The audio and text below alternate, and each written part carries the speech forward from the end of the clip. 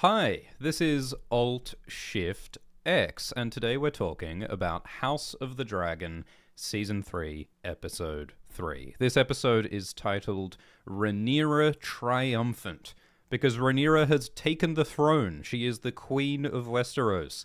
She won the Game of Thrones, so, show over, right? She's won. Congratulations. Now she just gets to chill and enjoy being queen, right? No. Turns out it's very stressful ruling a continent, and it sucks a lot, and it's a lot of responsibility, and it's very unpleasant, especially when you're on your period. It's a big, messy, stressful day, and this whole episode almost is focused on Rhaenyra. Apart from a little bit with Daemon and Ormond at the start of the episode, this is otherwise the Rhaenyra episode. We really get inside her head, and we see things from her perspective. And there's a lot of fun music that feels very stressful and ominous and discordant, because Rhaenyra's feeling a lot of conflicting emotions. She's got a lot to deal with. So we're going to talk about all of it. We're going to talk about the High Septon with his opinions on dragons. We're going to talk about Corlys and his rage at Rhaenyra not legitimizing Alan and Adam. We're going to talk about Rhaenyra's weird visions of both Jace and possibly Baela that was kind of interesting.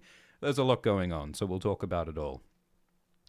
This stream has no spoilers for future episodes, except we will have a brief spoiler zone at the very end of this live stream.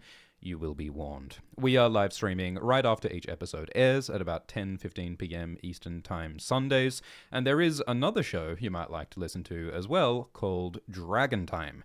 Dragon Time is a conversation with Alt-Shift-X and Glidus. Dragon Time is a bit more opinionated and a bit silly compared to Alt-Shift-X. And there are Dragon Time chats about every episode of this show. Each episode comes out right after Hot D airs, and you can listen to it in full now on Nebula. Nebula has over 80 hours of exclusive Alt-Shift-X and Glidus videos. If you sign up with my link, you can get 50% off an annual subscription, and it's a good way to support this channel. So links to Nebula are below. We are not making weekly scripted explained videos this season, but we are covering the new Game of Thrones play in Stratford in July. The play is about the Harrenhal tourney and Robert's Rebellion, the events leading up to the downfall of the Targaryens before Game of Thrones.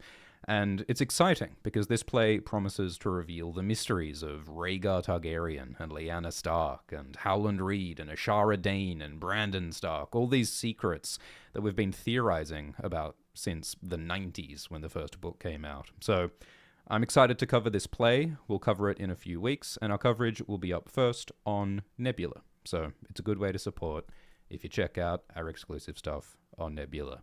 But hey, let's talk Hot D. So this episode, Rhaenyra Triumphant, starts with Daemon facing Ormond Hightower. So Ormond Hightower is the new Lord of Oldtown. House Hightower is one of the richest, most powerful houses in the realm, and they are the key allies of Aegon and Aemond and Team Green. And the Hightowers have a dragon with them named Tessarion. Shall we do a quick dragon check? Let's look at our dragon spreadsheet. So currently, these are the living dragons that we know about. These are the claimed dragons of fighting age that we know about. So Tessarion is a relatively small, young dragon. And Daeron Targaryen, the son of Viserys and Alicent, only recently started riding Tessarion. But Tessarion has now joined the fight and is helping the Hightowers against Rhaenyra's side. Of course, we also have Vhagar, the biggest dragon. He's ridden by Aemond Targaryen. Dreamfire is Helena's dragon. We've never really seen Dreamfire properly, because apparently Helena doesn't ride Dreamfire. Aegon's dragon is Sunfire, and we're told this episode that Sunfire is dead and rotting, which is interesting. We will talk more about that. Meanwhile, on Rhaenyra's side, she has Syrax, Daemon has Caraxes, Baela has the little dragon Moondancer, Adam has Seasmoke, Ulf has Silverwing, Hugh has Vermithor, the second biggest dragon in the world, and Rhaena, Daemon's daughter, has Sheepstealer, who she can't quite control properly yet, and she's run off to the Vale. But yeah, Rhaenyra has a huge advantage. She's got way more dragons, and so that's the main reason why it's feeling like Rhaenyra will hold the throne and win this war. So that's what's going on, dragon-wise. So Daemon has come to tell the Hightowers, hey, Rhaenyra has the throne, Rhaenyra has more dragons, you'd better surrender or die. And Ormond Hightower pretends to surrender. He lays his sword at Daemon's feet. In the books, Ormond's sword is named Vigilance, and Vigilance is a Valyrian steel sword, the like magical, super sharp ancient blade from Valyria. So that's special. And Ormond's buddy Bold John Roxton also has a Valyrian steel sword called Widowmaker. Bold John Roxton is said to be of black temper to match his black Valyrian blade. So some extremely cool swords on the Hightower side. Of course, Daemon also has a Valyrian sword called Dark Sister. So yeah, basically a great deal of riz all around. The Hightower army is very strong, and they have been marching up towards King's Landing for a while now. Let's have a map corner. So here's the map. Rhaenyra is in King's Landing. Driftmark, the island of the Velaryons, is over here. And so the Hightowers have been marching up from Old Town, which is down in the corner here, and they've been marching up along the Honeywine River, then along the Manda River, and at the end of the episode, they take Tumbleton. So Tumbleton up here is like a market town that's near King's Landing. In the books, there's like a whole campaign that the Hightowers undertake here. Like they fight multiple battles. There's a battle at the Honeywine, and there's battles they sack Bitterbridge, they attack Long Table. So there's a whole bunch of battles that happen in the books. In the show, we were just told that, oh yeah, like the Hightowers have faced some resistance. And they mentioned that the Beesbreeze of Honeyholt attacked the Hightower army as they were marching. And in the books, it explains that Alan Beesbury teams up with Alan Tarley, and the two Allans are two of the main houses that oppose the Hightowers. The Beesburys are angry that the Greens killed Lyman Beesbury, their lord. And in the books, Daeron Targaryen and his dragon Tessarion, they fight in this campaign, in these battles. But yeah, we haven't seen Daeron on Tessarion yet. In fact, I'm not sure if we've seen Daeron. So, like, in this episode, there's this whole subplot where Ormond gives a fake Daeron to Team Black, and they realize at the end that it's not really Daeron Targaryen, it's a fake. And so the real Daeron, we don't know if we've seen him yet. There was that character in episode 1 of this season who looked like he might be the real Daeron. That kid who was with Ormond, the young boy who was like the squire to Ormond. Which part of the episode was that in? Where did we see that kid? But that kid looked kind of important, and he was wearing green, and he had like auburn hair. He had like the same hair color as Alicent, and so that's why I think he might be the real Daeron. This kid here. See this kid on the screen. I think that might be the real Daeron Targaryen, the real son of Alicent and Viserys. I mean, it was still weird that like this kid barely reacted when he heard of the possible death or disappearance of his brother Aegon and his ascension and Aemon's ascension to the throne. Like Daeron was hearing some really big stuff about his brothers, and he like did not react at all. Like if this is the real Daeron, he seems like a very like, you know, calm, collected, all business sort of a dude. Daeron in the books is the squire to Ormond, so it kind of makes sense that this might be their relationship. He's sort of a protege of Ormond. So we don't know for sure, but that might be the real Daeron.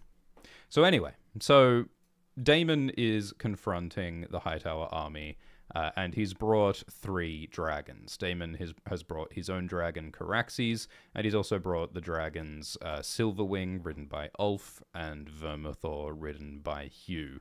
And Daemon makes a comment where he's like, oh, Ulf, do you want to be the Lord of Old Town? And Ulf is like, really?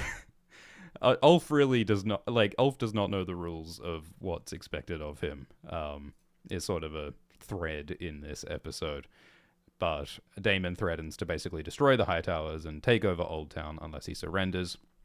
So Ormond pretends to surrender. And he does, like, swear fealty to Rhaenyra in front of his own army. So, like, Ormond is an oathbreaker now. Like, Ormond lied and, like, pledged, like, false fealty in front of all these people. And in this world, it does matter if you're an oathbreaker. It's a bad thing to be an oathbreaker. So Ormond is a very sneaky liar. He's a tricksy, sneaky liar man. And I wonder if that will, like, backfire for him in any way. But yeah, he's an interesting guy. So we've talked about that campaign, and it's 15,000 men, we were told, in the Hightower army, plus a dragon. And Ormond says they'll go home to Old Town via the Rose Road. So the roads have names in Westeros. There's, like, the King's Road, which is the main road that goes, like, up from King's Landing all the way to the Wall. And then the Rose Road goes through the Reach, because the Tyrells who rule the Reach have a rose as their sigil. And there's the Gold Road, which goes through the Westerlands, because the Lannisters are famous for their gold. So there are some cute names for the different roads. So Daemon is threatening the Hightower army. He says it's all over, and he's having a bit of fun with it. Like, it's funny, Daemon's attitude is he's being very sort of disrespectful and glib, and he's toying with Ormond, like pretending that he forgot to ask for Daeron. And the way he says that, you know, you can go home and you can live your lives in peace. Like, he's very, like, disdainful and dismissive. Daemon makes it very clear that he has no respect for the great, proud, powerful Lord Ormond. Daemon doesn't care. Ormond calls Daemon the Rogue Prince. So the Rogue Prince is like a nickname or like a title for Daemon in the books, especially. The Rogue Prince is the title of a 2014 novelette, a short book written by George Martin. Because this story, this show is based mainly on a book called Fire and Blood, which came out in, like, 2018. But parts of the story were published earlier in The Rogue Prince and in The Princess and the Queen, which are these short stories or novelettes within anthologies that George Martin published. And so these, like, fragments of The Dance of the Dragons were published before. And in The Rogue Prince, it says that Daemon Targaryen was both a great man and a monster. Quote, he was made of light and darkness in equal parts. To some he was a hero, and to some he was a villain. And I think it's an interesting thing to call Daemon, like, a good man or a hero, because it seems like Daemon, in both the books and show, he seems mostly like a selfish and violent and chaotic person. He does occasionally do brave things, like Daemon bravely helps Rhaenyra take King's Landing, and Daemon bravely defeated the Crab Feeder in Season 1, but he tends to be selfish and destructive more often than not. I mean, certainly in the show, he's a bad father to Baela and Rhaena. Daemon choked his wife Rhaenyra in Season 1. Daemon undermines Rhaenyra by having Jaehaerys murdered. Daemon messed with Mysaria and undermined Viserys. Like, Daemon, I think, is not a good person. Daemon killed his wife Rhea. He's attacked multiple innocent people. He really enjoys mutilating innocent common people, or alleged criminals, in Season 1, Episode 1. So I think it's, like, an interesting thing that George R.R. Martin, at least originally, saw Daemon as being equally good and bad. And I think it's an open question whether Daemon can do more good and can try and make up for some of his evil with more good deeds. Like, he has undergone a little bit of the beginning of a redemption arc in Season 2, I think, with Daemon starting to face some of his crimes in Season 2. And he's now trying to be more loyal to Rhaenyra. So I think it's an open question. It's an interesting question, like, is it possible for Daemon to do some good to outweigh his evil? So Daeron, remember, is the fourth child of Alicent and Viserys. And Alicent doesn't know Daeron very well, and we haven't seen Daeron before because Daeron grew up in Old Town with the Hightowers, which is like a thing that happens. Sometimes children grow up somewhere else as a ward of another family, and the Hightowers are Alicent's family. And so Alicent talked about Darren with Gwaine Hightower, her brother, last season. And Gwaine said that, yeah, Darren's a good kid. Darren is clever, handsome, kind, and he's good with a lute. He's good at music, as well as with a sword.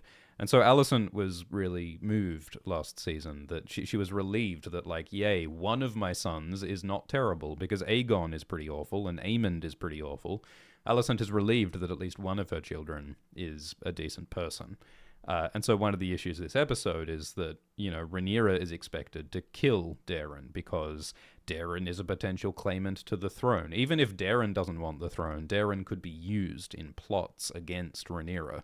The safest thing for Rhaenyra to do politically is to kill Darren. But Darren is Rhaenyra's half-brother, and Darren is Alicent's one good son. So this is the sort of moral question throughout this episode, even though the Darren that Ormond gives is a fake Darren. And this isn't in the books. In the books, Ormond does not surrender to Team Black like this. There is no fake Darren mentioned in the books. This is a subplot invented for the TV show.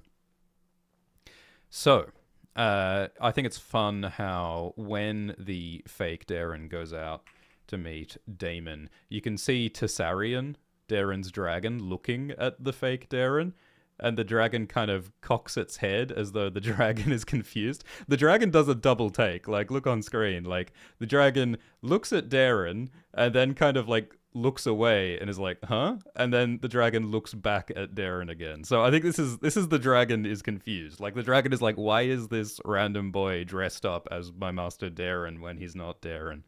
I wonder who else suspects that some kind of trickery is afoot. In the books, it sounds like Darren has blonde Targaryen hair. It's not explicitly directly said, but it's implied that Darren has blonde Targaryen hair in the books. And I guess Darren also naturally has blonde Targaryen hair in the show, and that's why the fake Darren has bleached hair. But it's interesting that the kid earlier, who might be the real Darren, has the same hair color as Alicent. Like, I guess it's possible that Ormond dyed Darren's hair dark to hide that he's Darren, but he chose the color of Alicent, which is kind of interesting. Anyway, so Daemon takes Darren.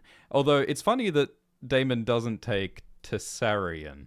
Like, I'm curious what Daemon thought the plan was with Tessarion. Like, it's interesting that he's separating the dragon from its rider. Like, I would have thought that it's possible that Tessarion would try to follow Darren if it was the real Darren. Or maybe, like, because, like, the dragon is the threat, right? The dragon is the problem. So I would have thought that Daemon should probably take Tessarion with Darren to, make sure that the dragon is out of the way, but he just leaves the dragon with the Hightower army. I don't know if that makes a lot of sense, but that's what they do. I mean, of course, if Daemon ordered Darren to ride Tessarion to King's Landing with them, then they would have quickly realized that it's not the real Darren, because the fake Darren couldn't ride Tessarion. I don't know, the logistics are a little bit funny here. But there are dragons can exist without their rider, and dragons can fight without their rider in some circumstances, so I guess it can make sense. I guess the other question is, like, what's the point of the fake Darren plan from Ormond's perspective? Because Ormond must have planned this in advance. Like, Ormond must have predicted that Daemon or Rhaenyra would demand Darren as a hostage. And so Ormond had to plan this in advance. He had to find this random boy and dye his hair blonde and threaten him into pretending to be the real Darren, and he had to dye Darren's hair and hide the real Darren. Or, like, this is a real, like, Galaxy Brain 4D chess move, just in case someone demands Darren. And, like, what does it actually achieve? It gives Ormond, like, an extra day. Like, it gives Ormond an extra couple of days to maneuver, which he uses to take Tumbleton. And he apparently takes Tumbleton and its people hostage. So it's a big sneaky play. All right. So after the Ormond Darren scene, we get a opening sequence. I love this shot of, like, a dragon with flaming wings with a bloody human head. I think that's very relevant here, because in this episode, the High Septon says that dragons were created. The High Septon says that dragons are a profane magic created in lust and power and evil. And I think that this image in the opening sequence, I think this might represent the creation of dragons. Because there are lots of theories. It's never really explained in the books, but there are theories that dragons were created by the ancient Valyrian Empire by like interbreeding wyverns with fireworms, which are like two different natural animals. And there are also theories that dragons were bound to the Valyrians through some kind of blood magic ritual, possibly by interbreeding humans with dragons. I mean, there are those murals of humans having sex with dragons in the Red Keep. We've been seeing those since Season 1, Episode 1. There's all sorts of theories about some like dark evil magic, some evil ritual happened, and that's what connected dragons to their riders. That's what gave Targaryens their power over dragons. And as the High Septon says, that may have been an evil thing, not a good thing. Dragons have done so much damage. There are theories that the White Walkers are the result of this magic. Like the Valyrians they stole the power from the old gods. And that's what gives the Targaryens power over dragons. Those are some of the theories. And I think it's cool how this episode acknowledges some of those theories, talking about the creation of dragons through profane evil magic. So the Tapestry opening sequence shows us recent events, including Corlys and Shariko and Jace's death, and now Rhaenyra's ascension with Mysaria and Daemon by her side, along with Corlys and Alicent and Helena, rats on the Iron Throne, blood on the Iron Throne, which are, ominous symbols. And then the common people reaching up to Rhaenyra for protection and food, and then the Tapestry ripping apart and being stained by blood. And now, in front of the opening title, we can see this red light in the clouds and embers, which wasn't there before. So certainly, like, this bloody red light is ominous, suggesting more violence is to come. And the blood also connects to Rhaenyra's period this episode. So, like, blood is something that's very symbolically powerful in this show from the start. It's bloodlines, it's violence, it's birth, it's childbirth, it's family and connection. It's life and death, it's everything. So lots of blood imagery throughout the show. I think it's interesting seeing Rhaenyra with Mysaria on one shoulder and Daemon on the other. Because this episode, Mysaria says, "Hey Rhaenyra, we should feed the hungry." And Daemon says, "Hey Rhaenyra, we should conquer the world by blood and fire." So Mysaria and Daemon are like the angel and the devil on Rhaenyra's shoulders. And like she kind of wants to do both. Like she tries to feed the poor this episode, but she's also like a little bit tempted by Daemon saying, "Let's conquer the world." So I think that both things are going on here. Thanks for the super chat from Sorella Blackfire, who says, "Shift. Last week you responded to my super chat 2 different times. Felt truly blessed. What did you think about this episode being so Rhaenyra-centric? Keep up the good work as always. Can't wait to give you more money next week." The donations are very appreciated. Thank you, Sorella. So yeah, I think it's an interesting choice to focus an episode entirely on Rhaenyra, because obviously House of the Dragon and all the Game of Thrones shows, most of the Game of Thrones shows, tend to jump around in POV. We spend a little time in one place with one character, then we jump to another place with a different character, and like that's a fun way of like juggling multiple storylines, keeping tension and cliffhangers across the different places, and that mirrors the structure of the Game of Thrones books. The Game of Thrones novels have chapters from different characters' perspectives, and George Martin uses that as a way to build tension and to like weave these incredibly elaborate, complex plot lines, and I think it works really well. But what they're doing in this episode, I think, is really locking us into Rhaenyra's emotions and Rhaenyra's state of being, in a way that helps us feel how stressful it is to be the ruler. It's an interesting thing that the author George Martin said that he has deliberately never given us the point of view of a king.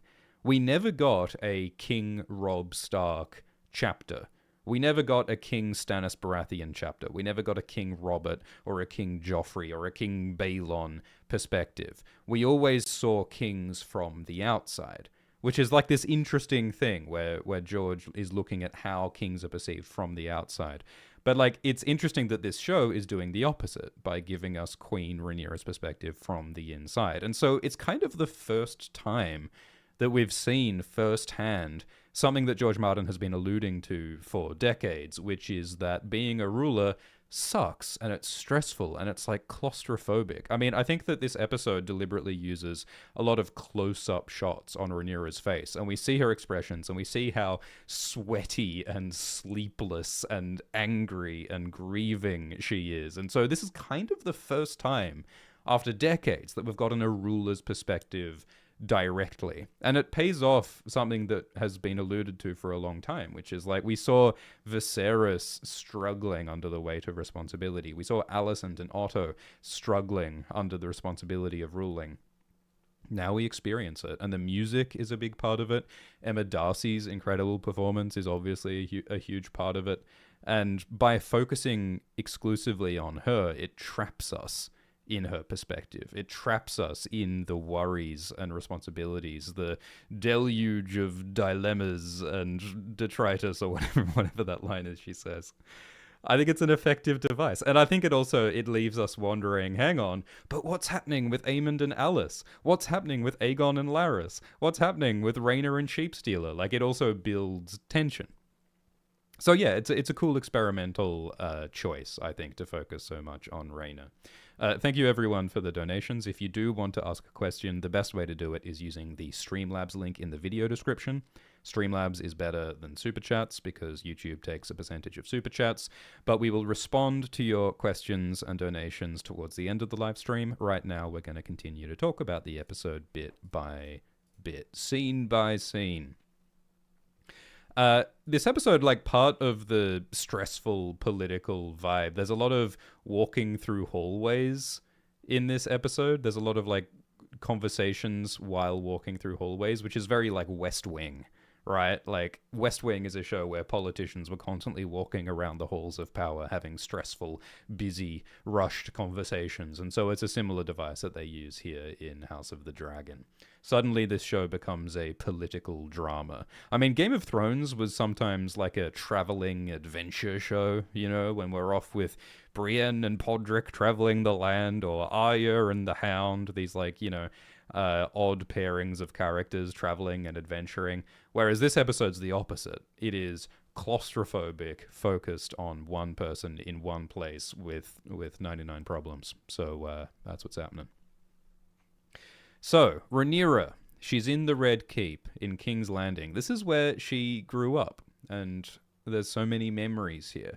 This is where she lived with her father, King Viserys, and her mother, Queen Aemma. This is where Alicent was Rhaenyra's best friend long ago. This is where Rhaenyra lost her virginity to Criston Cole. This is where she lived with her husband, Laenor Velaryon.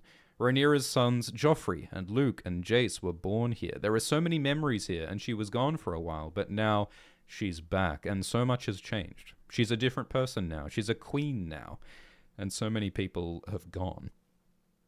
Viserys is dead. Aemma is dead. Alicent is now her enemy rather than her friend. Her son Jace is dead. Her son Luke is dead. So Rhaenyra says, the air is thick with ghosts. I googled this line because it sounded like it might have been quoting something. Like, previously, Rhaenyra said that line about the body of a feeble woman but the heart of a king, and that was paraphrasing a real historical line attributed to Queen Elizabeth I. So I heard this line and I googled it, and it sounds like this line might be borrowed from a play called Ghosts by Henrik Ibsen in 1881. I haven't read this play, but I read about it, and apparently the themes of this play include incest, disease, religion. It has a woman who considers killing her own son, like how Alicent and Rhaenyra have to think about killing Alicent's son Daeron and Alicent's son Aegon. Ghosts is about a woman dealing with sexually aggressive men, and according to one website, this play includes the line, the air is thick with ghosts. So I think that this play by Henrik Ibsen might be an influence on this show, and on this line in particular. The play Ghosts is about a sexually transmitted disease, syphilis, that a character believes is inherited from father to child. And that makes me think of how King Viserys in House of the Dragon has that leprosy disease. And he got that disease from being cut by the Iron Throne. So Viserys' disease was a metaphor for the weight of responsibility and power destroying Viserys. And I wonder if that disease might be inherited by Rhaenyra in some way. I wonder if Rhaenyra will cut herself on the Iron Throne, and if she will get that disease and it will destroy her, as a metaphor for how she is crushed by the responsibility like her father was. Lots of interesting themes going on here. Rhaenyra says that she has some happy memories in this place. She remembers coming to play a tune that she had learned. So I like how it tells us that Rhaenyra used to play music, and we have also been told that Rhaenyra's half-brother Daeron also plays music on his lute. And so it creates a connection between Rhaenyra and Daeron. They both play music. They are half-siblings, and I think that little human connection makes it even harder for Rhaenyra to have to kill Daeron. Daemon is not interested in their little reminiscing times. Daemon says, hey, we should have just burned the Hightower army. And Daeron, yeah, we have to kill Daeron. So Daemon is just all violence all the time. He doesn't want to faff about. He wants to kill and he wants to conquer. Whereas Rhaenyra wants to be more peaceful and more ethical, largely because of her father Viserys. King Viserys did not want to be a tyrant. He did not want to be a murderer. He wanted to rule with love and mercy and compassion. And Viserys did a pretty bad job of it. Viserys' bad decisions led to this war. But Rhaenyra wants to be like her father, but better. And she wants to earn her father's approval and love. It was partly out of love for Rhaenyra and for Aemma that Viserys chose Rhaenyra. Viserys says that there's a prophecy, there's a destiny, there's a mystic responsibility that Rhaenyra must uphold by uniting the realm, not destroying it. So there's like prophecy, and there's ethics, and there's daddy issues that are all combining to motivate Rhaenyra to be a good queen. Rhaenyra says that her first priority is a coronation. So a coronation is a ceremony where the ruler wears a crown and is blessed by the High Septon in front of the people. It's a ceremony to show that she is the true ruler and she must be obeyed. She is legitimate. All of the symbols are important. The crowns, the swords, the septons. And we saw that in Season 1, Episode 9, when the Greens crowned Aegon. Rhaenyra says that Aegon's coronation was rushed and in haste, and Rhaenyra wants a better coronation. Rhaenyra does not mention that at Aegon's coronation, Rhaenys and the dragon Meleys burst through the floor and killed lots of random innocent people, which is still kind of crazy to me that they're not talking about that more, but yeah, Rhaenyra wants her coronation. And so like Viserys, she values ceremonies and parties. Like Rhaenyra says that, I think that what my father would do is a banquet. We must have tourneys, we must have feasts, we must have big fun public events. And Rhaenyra says this because that's what Viserys was like, especially in the books. The books emphasize that Viserys was like the good times, party times king who just wanted everyone to have fun together. And so again, Rhaenyra is trying to emulate her father, which might not necessarily be the best thing to do given that they are in a war. So, Rhaenyra has problems. She's got fake Daeron captive and is thinking about whether she has to kill Daeron. She goes to her council and she finds out that they don't have any money. The royal treasury, all of their gold has been taken by the Greens. So this goes back to Season 1, Episode 9. In Season 1, Episode 9, Tywin Lannister and Otto Hightower, they divided up the royal treasury and they took it out of King's Landing and they hid it in different places for safekeeping. Otto and Tywin were very sensible and prudent and pragmatic, so they hid all the gold just in case of this happening, just in case of Rhaenyra taking the city.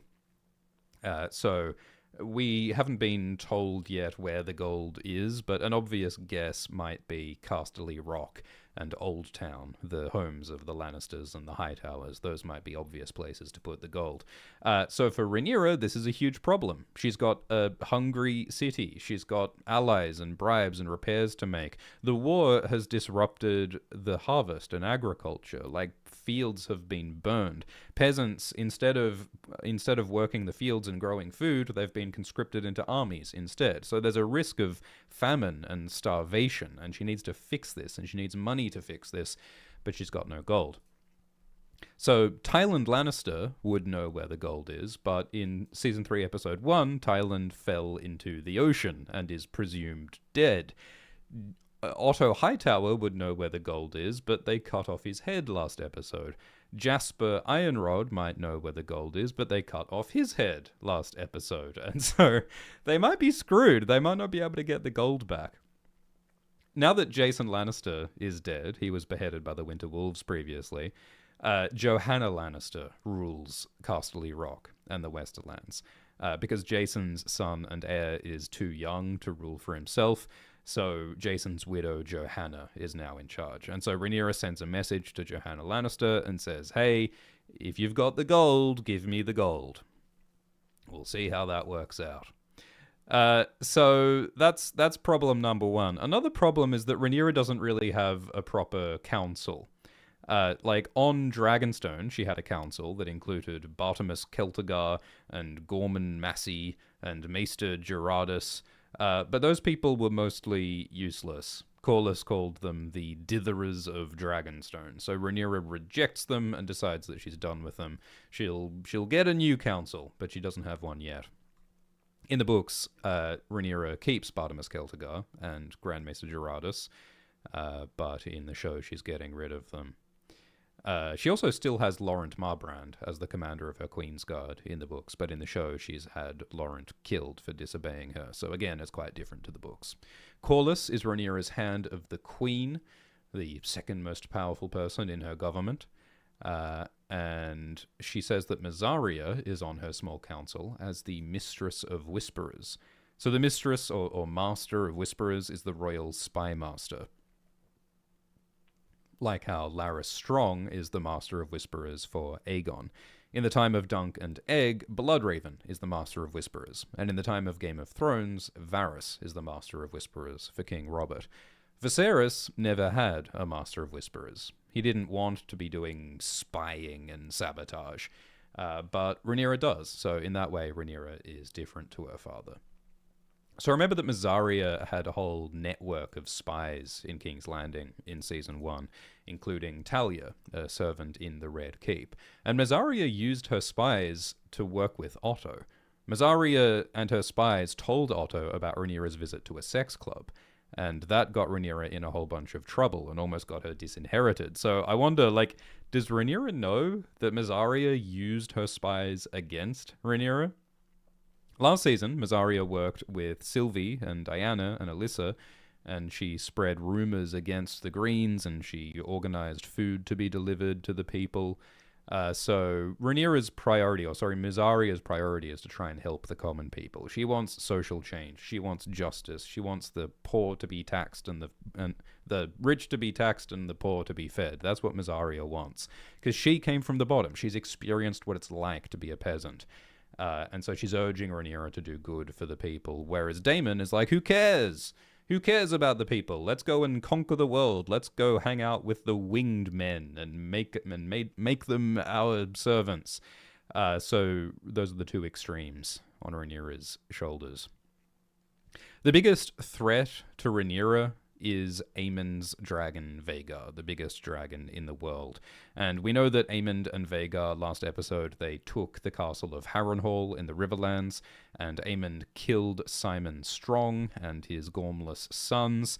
And when Daemon finds out that Simon is dead, Daemon looks sad for a moment, which is so sad. There's this little, look how concerned Daemon is that Sir Simon is dead. Simon was a nice guy. He was fatherly and kind, and he talked about goose and virile young men. So it's very sad that Simon is dead. And then Daemon asks about Alice, the woman, the witch of Harrenhal. Remember last season, Daemon said to Alice that if you meet Aemond, Aemond will kill you. So I think Daemon is worried that Aemond might kill Alice, though last episode we saw that Aemond was begging Alice for help when Aemond was wounded. So I think it's a really interesting question. What will happen with Aemond and Alice? The council also talks about Sheepstealer. So Sheepstealer is the dragon that was claimed by Rhaena. Sheepstealer was wild, and is now claimed by Rhaena, even though Rhaena can't control Sheepstealer. And so currently, Rhaenyra and her team, they don't know that Rhaena claimed Sheepstealer. They just know that there's some wild dragon with a rider flying around. It's an interesting question, like, how does Rhaenyra know that the dragon is named Sheepstealer?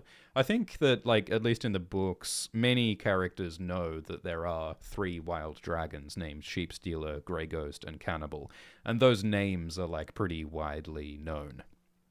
Like, it's a known thing that Sheepstealer is out here stealing sheep, and has been for years.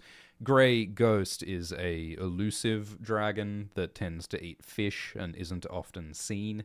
And Cannibal is a big scary dragon that sometimes eats dragon eggs or attacks other dragons.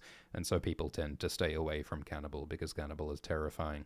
So I think that those 3 wild dragons are kind of a known quantity for, people who enjoy dragon watching. So I think that's how Rhaenyra knows. So Rhaenyra sends Baelor on Moondancer to go and look for Vhagar and look for Sheepstealer, because they don't know where either of those dragons are now. And Rhaenyra promises to give Harrenhal as a reward for anyone who kills Aemond.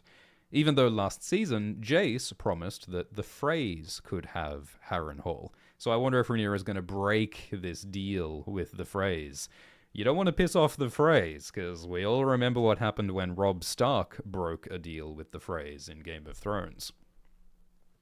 Another problem is that the castle is full of rats. We've seen rats in the Red Keep since Season 1, and I think that the rats are a symbol for corruption. Moral corruption, like the coming downfall of the Targaryen dynasty. It's a bad, ominous sign. And last season, a rat catcher helped kill Jaehaerys, the little son of Aegon Targaryen. And so Aegon hanged and killed 100 rat catchers. He killed all the rat catchers, and so now there are rats everywhere. In the books, Otto then got 100 cats into the castle to replace the rat catchers. But in the books, no one is catching the rats, and so that's another problem. And all these people want stuff. The candle guy says we've run out of candles in the castle. The bedchamber person says I don't know who to put in which bedchamber. The wine person says that we don't have enough wine because the red wines of the Arbor are enemies of Team Black, and so that's a whole problem. And so Rhaenyra has staffing managerial issues, I think. Rhaenyra needs some middle managers to deal with all of these little problems. It's a whole pain in the arse. And this is what ruling is, as it turns out. Being a king isn't just wearing a crown and swinging a sword. It's a million annoying little compromises. Some of them life and death, some of them candles and bedchambers. So Rhaenyra goes and confronts Alicent and Helaena. So Rhaenyra and Alicent, their rivalry led to this war, although it was also the ambition of Otto Hightower and Tyland and Jasper and Criston and all these other men who sort of led to this war, and Daemon. And Alicent and Rhaenyra used to be best friends, but all of these terrible events have estranged them and turned them against each other, and it was through a bunch of secret meetings over the last season or so that Alicent said, hey, I don't want to do this war anymore. I should not have participated in this war. I messed up. I want to make peace. And Rhaenyra said, hey, like, we can't end this war unless, like, I'm going to have to kill your sons. And Alicent said, okay, you can kill Aegon. And in return, Alicent wants to be left free. She wants Alicent and her daughter Helaena and Helena's daughter Jaehaera to go off and leave and be free from politics. And now Rhaenyra is saying, I'm not going to let you go free because Aegon isn't here. You said Aegon would be here, and he isn't. And Aemond is still at large, and now we've got Daeron. Like, the war's not over, we got to deal with your sons, and so this really sucks for Alicent. Even though Alicent has tried to help Rhaenyra, she has betrayed her own family, she has put her own sons at risk for Rhaenyra, and she's still not free, so everyone's pissed off. Alicent doesn't know where the gold is, because Otto and Jasper and Tyland didn't trust Alicent. We know that that's true, we saw that in Season 1. And Helaena asks an interesting thing. Helaena says, do you feel better now that you've killed Otto and Jasper? Because last season, Damon and Blood and Cheese killed Helena's son, Jaehaerys. And throughout season 2, Helena was saying, yeah, like, I feel bad about my dead son, but also I feel like I shouldn't feel bad because lots of people lose their children, and, you know, maybe I should have a broader view. And she's sort of detached. Helena had a very detached reaction to the murder of her son. But here she's asking about vengeance. She's like, does it feel good to get revenge? And Rhaenyra got revenge on the Greens by killing Otto. Revenge for the deaths of her son Jace and Luke. And I don't think Rhaenyra feels much better. In fact, she's already regretting killing Otto and Jasper because they might have known where the gold is. And so revenge doesn't seem very helpful. And yet Rhaenyra still wants it. Like, she says this episode that she will look upon those who killed her sons. She will snatch at what crumbs of justice she can get. So Rhaenyra wants revenge, even though she kind of knows it might not achieve anything.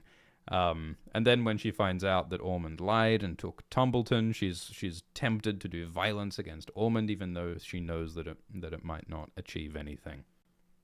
So lots of complicated feelings.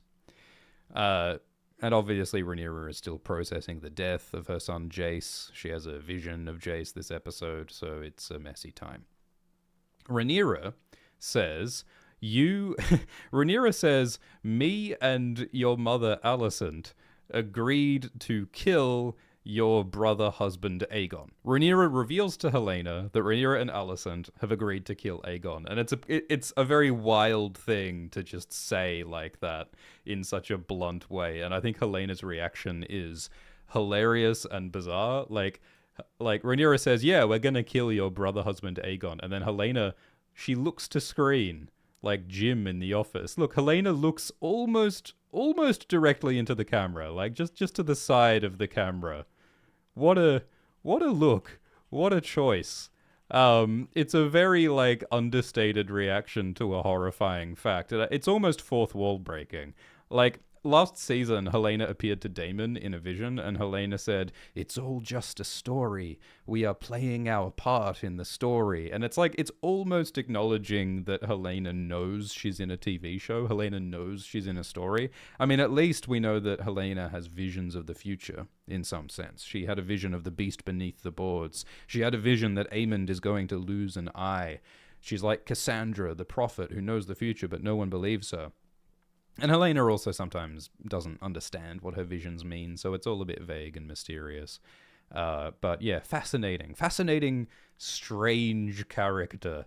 I really want to know what her relationship is with her dragon Dreamfire, because Helena is the dreamer who dreams of the future, and we have not seen her with her dragon Dreamfire, so I'm very curious about that. And of course, her dragon Dreamfire is important, because Dreamfire is one of the few dragons on Team Green's side. And Dreamfire is a big dragon. Dreamfire is, like, around 97 years old. So, like, Dreamfire is apparently smaller than Vermithor, but Dreamfire is still, like, one of the biggest, strongest dragons around. And so I'm very curious why Helena never rides Dreamfire. That's very strange. So Rhaenyra is angry with Alicent and suspicious. She finds it hard to believe that, like, that Alicent doesn't know what happened with the gold, that Alicent doesn't know where Aemond and Aegon are. But, like, as we saw last episode, no one trusted Alicent. No one listened to Alicent. No one respected Alicent in Team Green. So Alicent's feeling frustrated and helpless. And Alicent has a suggestion. Alicent says, if we don't know where Aegon is, why don't we just say that Aegon is dead? Because it's true that, like, Aegon has been burned, and so people might not recognize him. And even if Aegon does turn up one day, Rhaenyra can just say he's a fake. Like, that's an issue in this world. There's no Instagram, so people don't know what people look like, and it's hard to verify that people are real, like with Daeron. So Rhaenyra could just say that Aegon is not the real Aegon if Aegon does return. And for all they know, maybe Aegon is dead. Aegon might die off screen and never be seen. So it's not a bad idea to say that Aegon is dead. And because then the High Septon might anoint Rhaenyra, and then she can be coronated and she can become the real undisputed ruler. But Rhaenyra is like, are you trying to help me, or are you just trying to protect Aegon? You argue still for his life, Rhaenyra says. I mean, Alicent is a mother, and it's a pretty wild thing for a parent to help kill their own child. So maybe on some level, Alicent does want to protect Aegon and Aemond. She certainly wants to protect Daeron. So Alicent is in a pretty insane situation, helping Rhaenyra to defeat and kill her own family. And Alicent argues that, Rhaenyra doesn't have the moral high ground here because Rhaenyra just killed her father, Otto. So there's a lot of blood on both sides. Both sides have lost members of their family. They've both made sacrifices, and they might lose more. So remember that Alicent wants to leave and be free with Helaena and with Jaehaera. So Jaehaera we've seen just a couple of times, but Jaehaera is the daughter of Aegon and Helaena. In the books, Jaehaera is also mysteriously missing, but in the show, Jaehaera is in the Red Keep, and Rhaenyra is letting Jaehaera hang out with Helaena and Alicent some of the time. It's unclear to me how old Jaehaera is. It's unclear to me how much time has passed. It's probably not terribly important. But Jaehaera is young. And Jaehaera and Jaehaerys both have young dragons in the books, but those dragons haven't been mentioned in the show. Also, Jaehaera and Jaehaerys have 12 fingers in the books. Fun fact. Maybe incest is bad. So Alicent and Rhaenyra are cross, and this is all quite different to the books. Like, in the books, Rhaenyra chains Alicent in golden fetters, and Rhaenyra wants to kill Daeron in the books, and Rhaenyra wants to rain down fire and death upon Aegon and all who support him. Rhaenyra and Alicent hate each other and want to kill each other's families in the books. The show is a much more complicated, ambiguous, ambitious situation where Rhaenyra and Alicent have much more mixed and complicated feelings, both trying to be ethical and both trying to juggle their loyalty to their family versus the good of the realm.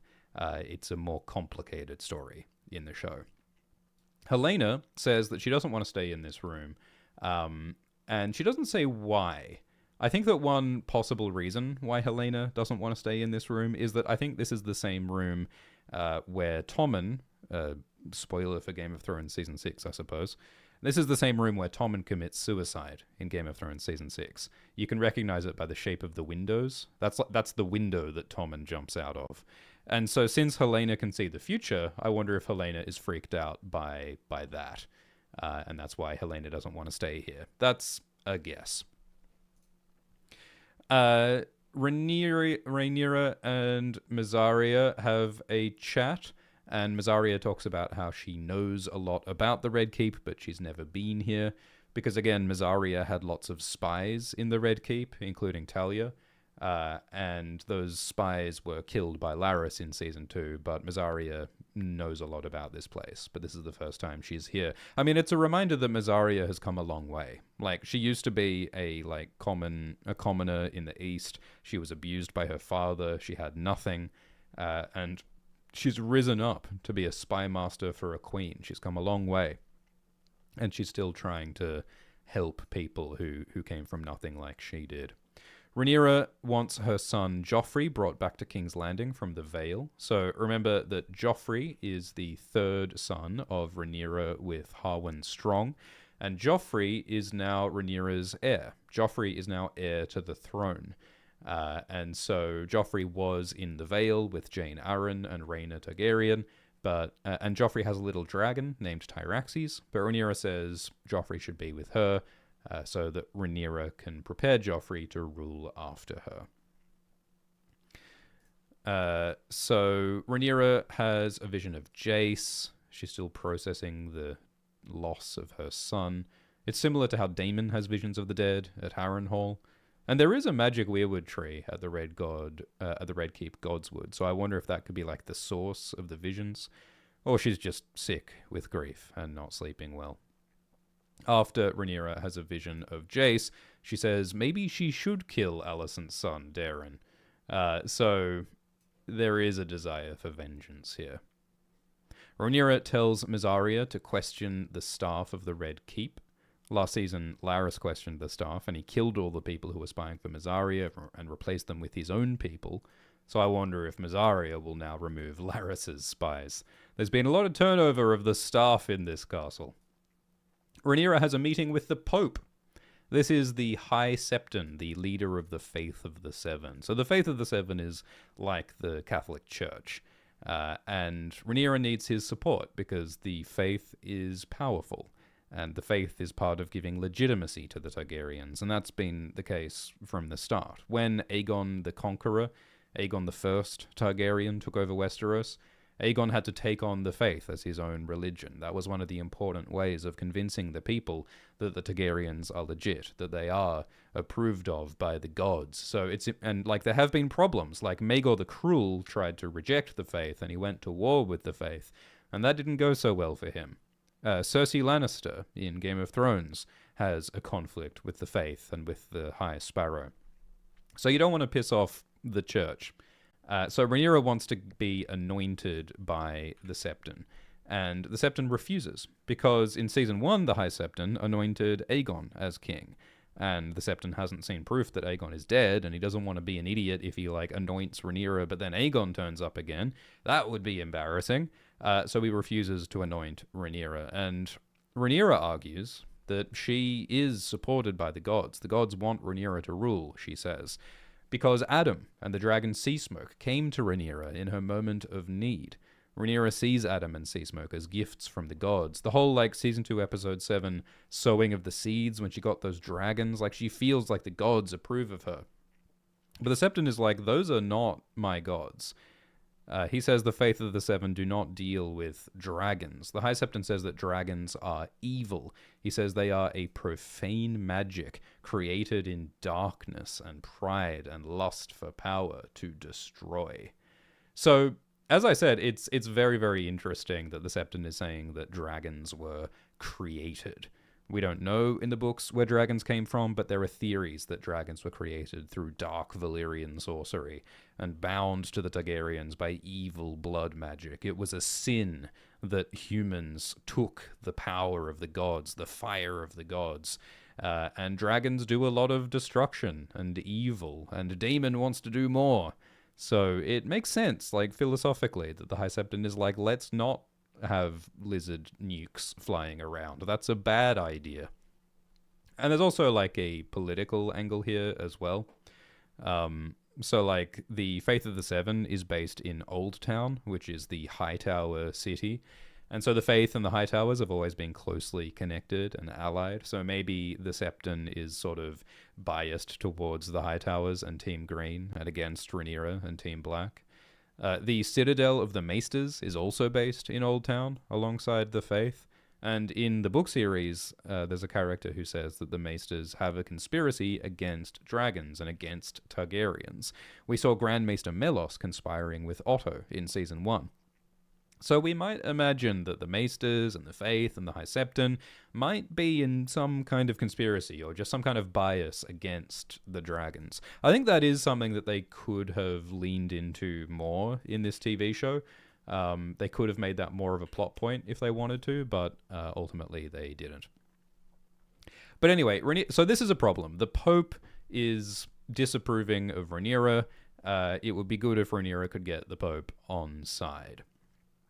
I think it's interesting how the High Septon, waggles his finger at Rhaenyra. The High Septon is very, bold against Rhaenyra, very insubordinate against Rhaenyra. And so, of course, one of the themes of this whole show is, women not being respected in positions of power, men not accepting women as rulers. And I think that a certain amount of misogyny is part of the story here, with the High Septon waggling his finger and saying, rah, rah, rah. Would he do that to a king? Would he do that to a man with a sword? Maybe Rhaenyra should have brought a dragon. So then Rhaenyra has dinner with Corlys and Adam and Alan. Corlys is Hand of the Queen, Adam rides the dragon Seasmoke, and Alan is the sailor who killed Sharako Lohar at the Gullet. And Corlys reveals, finally, that Adam and Alan are his bastard sons. Corlys cheated on his wife Rhaenys and had sex with a shipwright's daughter. In the books, she's named Merilda. And Corlys didn't acknowledge Adam and Alan. He didn't admit that Adam and Alan were his children, partly because he didn't want to anger his wife Rhaenys. He felt ashamed that he cheated and that he did the wrong thing. It's like how, remember in Game of Thrones, Catelyn Stark was hurt and angry that her husband Ned had the bastard Jon Snow. But last season, Rhaenys told Corlys that he should treat Alan and Adam better. It's not Alan and Adam's fault that they were born. They should be acknowledged. So now that Rhaenys is dead, and Corlys's children Laena and Laenor are gone, and his heir Luke is dead, Corlys has now decided to acknowledge Adam and Alan as his sons. So once a bastard is acknowledged, they can have a bastard name. Like Jon can be Jon Snow. Ilaria can be Ilaria Sand. There's like a bastard name for each region. But a bastard can't inherit their father's name unless they're legitimized. And only a king or queen can legitimize a bastard. If Queen Rhaenyra chooses, she can legitimize Alan to make him Alan Velaryon, heir to Driftmark, to inherit his father's castle. And Corlys desperately wants an heir to secure his legacy. Like, from the beginning, Corlys has been overwhelmingly concerned with his legacy and his future. And his house, his family, is on the brink of extinction right now, because so much of his family is dead. And his castle has been burned. He's in a lot of danger. And so he asks for Rhaenyra to legitimize Alan and Adam. It's interesting that Corlys says that Alan will be heir to Driftmark, because in the books, at least, Adam is the older brother, Alan is the younger brother, and it would be the older brother who inherits Driftmark. Maybe in the TV show Alan is older? I don't know. I don't think they've made it clear. But Rhaenyra, in this episode, refuses to legitimize Alan and Adam. And the reason for that is that Rhaenyra's sons, Jace, Luke, and Joffrey, are bastards, and that has been an enormous political problem for Rhaenyra for years and years. Because since Jace, Luke, and Joff are Harwin's bastards, they are illegitimate. They are not, like, rightful inheritors of the throne. I mean, you could make an argument that Joffrey is still the legitimate heir to the throne, even if he's a bastard, because he's... I mean, I guess Rhaenyra's children with Daemon would be the rightful heirs to the throne. Like, in theory, you could just say Aegon and Viserys are the heirs because true-born children come before bastards. But, like, the point is that Rhaenyra doesn't want to admit that Joffrey is a bastard. And if Rhaenyra goes around legitimizing bastards, legitimizing Alan and Adam, it kind of looks like she's the side of the bastards. She is the side with the bastards for heirs. I mean, it's more complicated with Ulf and Hugh, because Ulf and Hugh are also bastards, and she's making them dragon lords. She's giving them dragons. And so it's just a really bad look. The optics are real bad if Rhaenyra has a bunch of bastards and legitimized bastards on her team, because it makes it look like Joffrey is a bastard, which he is. We got a lot about this plotline with Jace last season. Jace, as Rhaenyra's first heir, had to deal with this shadow of illegitimacy all his life. He was super threatened and insecure about it because it was a big threat to his legitimacy and his rule. And there's also the emotional component. Like, just Rhaenyra feels ashamed that she created this problem. Rhaenyra created this problem of illegitimacy by having bastards with Harwin. I mean, you can argue that Rhaenyra had no choice because Laenor was gay, and, like, Rhaenyra and Laenor tried to have true-born children, but they failed. And so I guess she had to have bastards, arguably. But this is a really awful problem that she's created, and so she feels bad about it.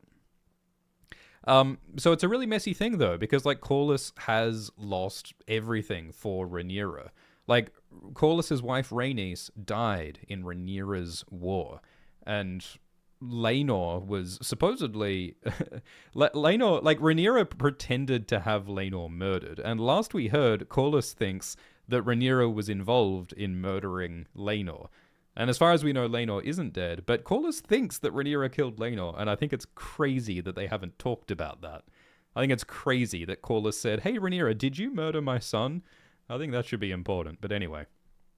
So it's a big messy problem. Corlys has lost everything for Rhaenyra's war, and so he's furious that Rhaenyra refuses to give him this small thing. Like, you know, it is just a word from the throne, and Alan and Adam could be legitimized, and yet Rhaenyra refuses for political and emotional reasons. And so then in a later scene, Corlys gets furious and he yells at Rhaenyra, "Your sons are bastards. Jace and Luke were bastards. Joffrey is a bastard." And that yelling, that anger is exactly what Vaemond did in season 1. So Vaemond was Corlys's brother, and Vaemond was furious that he was being disinherited, and that Luke was getting Driftmark instead of him. For a while, Luke was the heir to Driftmark, and so Vaemond was so angry. Vaemond yelled, "They are bastards," and then Daemon killed Vaemond. So again, like Corlys is mad that like Rhaenyra and Daemon killed his brother for speaking the truth. And so now Corlys does the same thing. Corlys yells, "They are bastards." So it's so cool to see this like righteous anger from Corlys, that Rhaenyra has destroyed Corlys's family and refuses to give him the legitimization of Alan and Adam. Alan and Adam are like Corlys's last chance to like save his bloodline and to save his family name. So after this awkward dinner, Rhaenyra goes out and she sees Baela. There's Baela, daughter of Daemon and Laena, dragon rider of Moondancer, and it's an extremely weird moment. Like, Rhaenyra walks up, she sees Baela, and they both stop, and they look at each other, but they say nothing, and Rhaenyra keeps walking. It's very, like, look at Baela looking at Rhaenyra as she walks away. It's a very weird moment, and I think that, like, Rhaenyra and Baela are awkward because Rhaenyra just lost her son Jace, and Jace was betrothed to marry Baela. Baela was going to become Queen of Westeros when Jace became king. And so there's a lot of awkwardness here, and I think Rhaenyra doesn't find the words. She doesn't know what to say to Baela. It reminds me of the scene last season where Aegon and Helena looked at each other on the stairs after the death of their son Jaehaerys, and Aegon couldn't find the words. So it's this really sad, disconnection emotionally. I think that it's possible that Rhaenyra is also thinking, is Baela really there, or am I having a vision of Baela? Because remember, Rhaenyra just had a vision of Jace. Rhaenyra saw Jace and then realized that Jace wasn't really there. Rhaenyra isn't sleeping much. She's maybe losing her grip on reality a bit. And so I think that Rhaenyra's like, oh my god, is that Baela or am I tripping? I think that might be part of it. Because it's weird because, like, in a couple scenes later, Rhaenyra asks about Baela. Right after Rhaenyra sees Baela, Rhaenyra then goes to a meeting and says, "So, is Baela back?" So, I think she doesn't know whether Baela is really there or not. This also reminds me of a scene in season 1 or season 2 when Baela walks past Daemon in a hallway and Daemon completely blanks Baela and ignores Baela. Everyone ignores Baela, so it's tricky. Yeah, I guess, the other issue here is that Baela betrayed Rhaenyra by flying to the Gullet with Jace. Like, Baela participated in Jace rebelling against Rhaenyra, locking Rhaenyra in her room, and then keeping on walking. So I think that Rhaenyra might blame Baela for Jace's death. I think that's part of it. Like, Baela did treason by disobeying. So, there's a lot going on. Weird moment, and then next scene, Rhaenyra finds that she can't sleep. It's always weird sleeping in a new house for the first time, or an old house where you have lots of memories. I mean, it would also be hard for Rhaenyra to feel safe. I mean, multiple people have been murdered in this castle through the secret tunnels. Rhaenyra knows that this castle is full of secret tunnels. Now that I think about it, they really should have talked about that, shouldn't they? Like, the first thing Rhaenyra should have said when she came into this castle is, hey, just so everyone knows, this place is chock full of secret tunnels. We need to do something about these secret tunnels. At the very least, we need to put guards on all of the secret tunnels. Because for all Rhaenyra knows, someone could sneak in and murder her, just like someone murdered Jaehaerys. Why does no one talk about the secret tunnels? So Rhaenyra can't sleep, so she goes and sleeps with Daemon, which is interesting. Like, where is their relationship at right now? Like, in season 1, Rhaenyra and Daemon had, like, a passionate sexual and romantic relationship. But Daemon was awful. Daemon choked Rhaenyra and Daemon murdered Jaehaerys, undermining Rhaenyra politically. And so Rhaenyra in season 2 episode 2 said that Daemon is just selfish and awful and tells him to go away. And I think that it's also smart that Rhaenyra tells Daemon to go away this episode as well. She sends him to go to the Vale because Daemon is not useful in a government. Daemon is not good at ruling and diplomacy. So I think that Rhaenyra is wise to send Daemon out on missions with his dragon where he can be more useful. But clearly Rhaenyra still has like some comfort with Daemon. She feels more comfortable with Daemon than apart from him. And so their relationship's in like an interesting, ambiguous place at the moment. Remember that last season Rhaenyra made out with Mysaria, and Mysaria used to be Daemon's lover. So there's a bit of a love triangle going on here. It's very awkward and ambiguous, and I guess that sorting out that relationship is not their priority right now because they've got a realm to rule. They've got bigger problems than who's having sex with who. But I wonder if this will be resolved. What is Rhaenyra and Daemon's relationship? What is this marriage? This awful, weird, incestuous uncle-niece marriage? Rhaenyra stares at these curtains billowing in the wind, and then it fades into a different shot of curtains billowing in the wind, and then we have this shot where there appears to be no wind and no curtains billowing. So it's a very interesting, abstract, artsy series of shots. I mean, Rhaenyra talks about her rage billowing beyond her grasp in this episode, and so I wonder if these billowing curtains represent her billowing rage, or just her complicated, layered emotions. And also just like the sort of ghostly way that the curtains are moving. They look like ghosts, and this episode is very much about ghosts. The ghosts of Viserys, of Otto, of Jaehaerys, of Jace, of Luke. This castle is chock full of ghosts. But yeah, she can't sleep. I guess she's got that period insomnia. She is not feeling great. So, then Rhaenyra gets dressed with Alinda and some handmaids. So remember that Alinda has been around since season 1. Alinda was there. This is Alinda here on the right. Alinda is the daughter of Gorman Massey. And Alinda was there for the birth of Rhaenyra's son, Joffrey. Alinda was there for the birth of Rhaenyra's stillborn daughter, Visenya. Alinda has been loyal and by Rhaenyra's side. And in season 2, Alinda helped get the dragon seeds onto Dragonstone.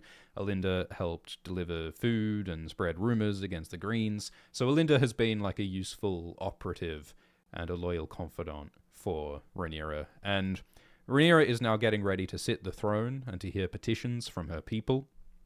So Alinda helps her choose how she should dress herself. Like Alinda suggests wearing jewelry, but Rhaenyra doesn't want to wear useless ornament. She doesn't want to seem shiny. She wants to seem pragmatic and strong. And so she's like, maybe I should wear my sword. And Alinda says, that might be a bit aggressive if you're trying to help people right now. So, like, all of this symbolism is important. And obviously there's a gender component here. Like, previously Rhaenyra said that I don't want to be seen as a feeble woman. I want to be seen as having the heart of a king. So I will wear a sword, even though I don't know how to use a sword, because I wasn't trained with a sword, because I was a girl, not a man. And so there's a whole chock full of gender. This castle is chock full of ghosts and gender. That's what they should have called this episode. So Alinda's helping her get ready, and then Rhaenyra realizes that she's bleeding. Her period has started at the worst possible time. She does not want to have a period while she's speaking to her people as queen, but that's when it comes, and Alinda says she'll go and fetch some cloths.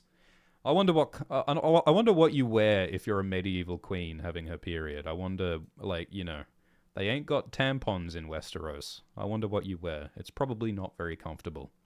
So Rhaenyra's feeling very uncomfortable. She's got period cramps. She's having a bad time. She's not sleeping. She's got a million problems on her mind, and she sits the throne.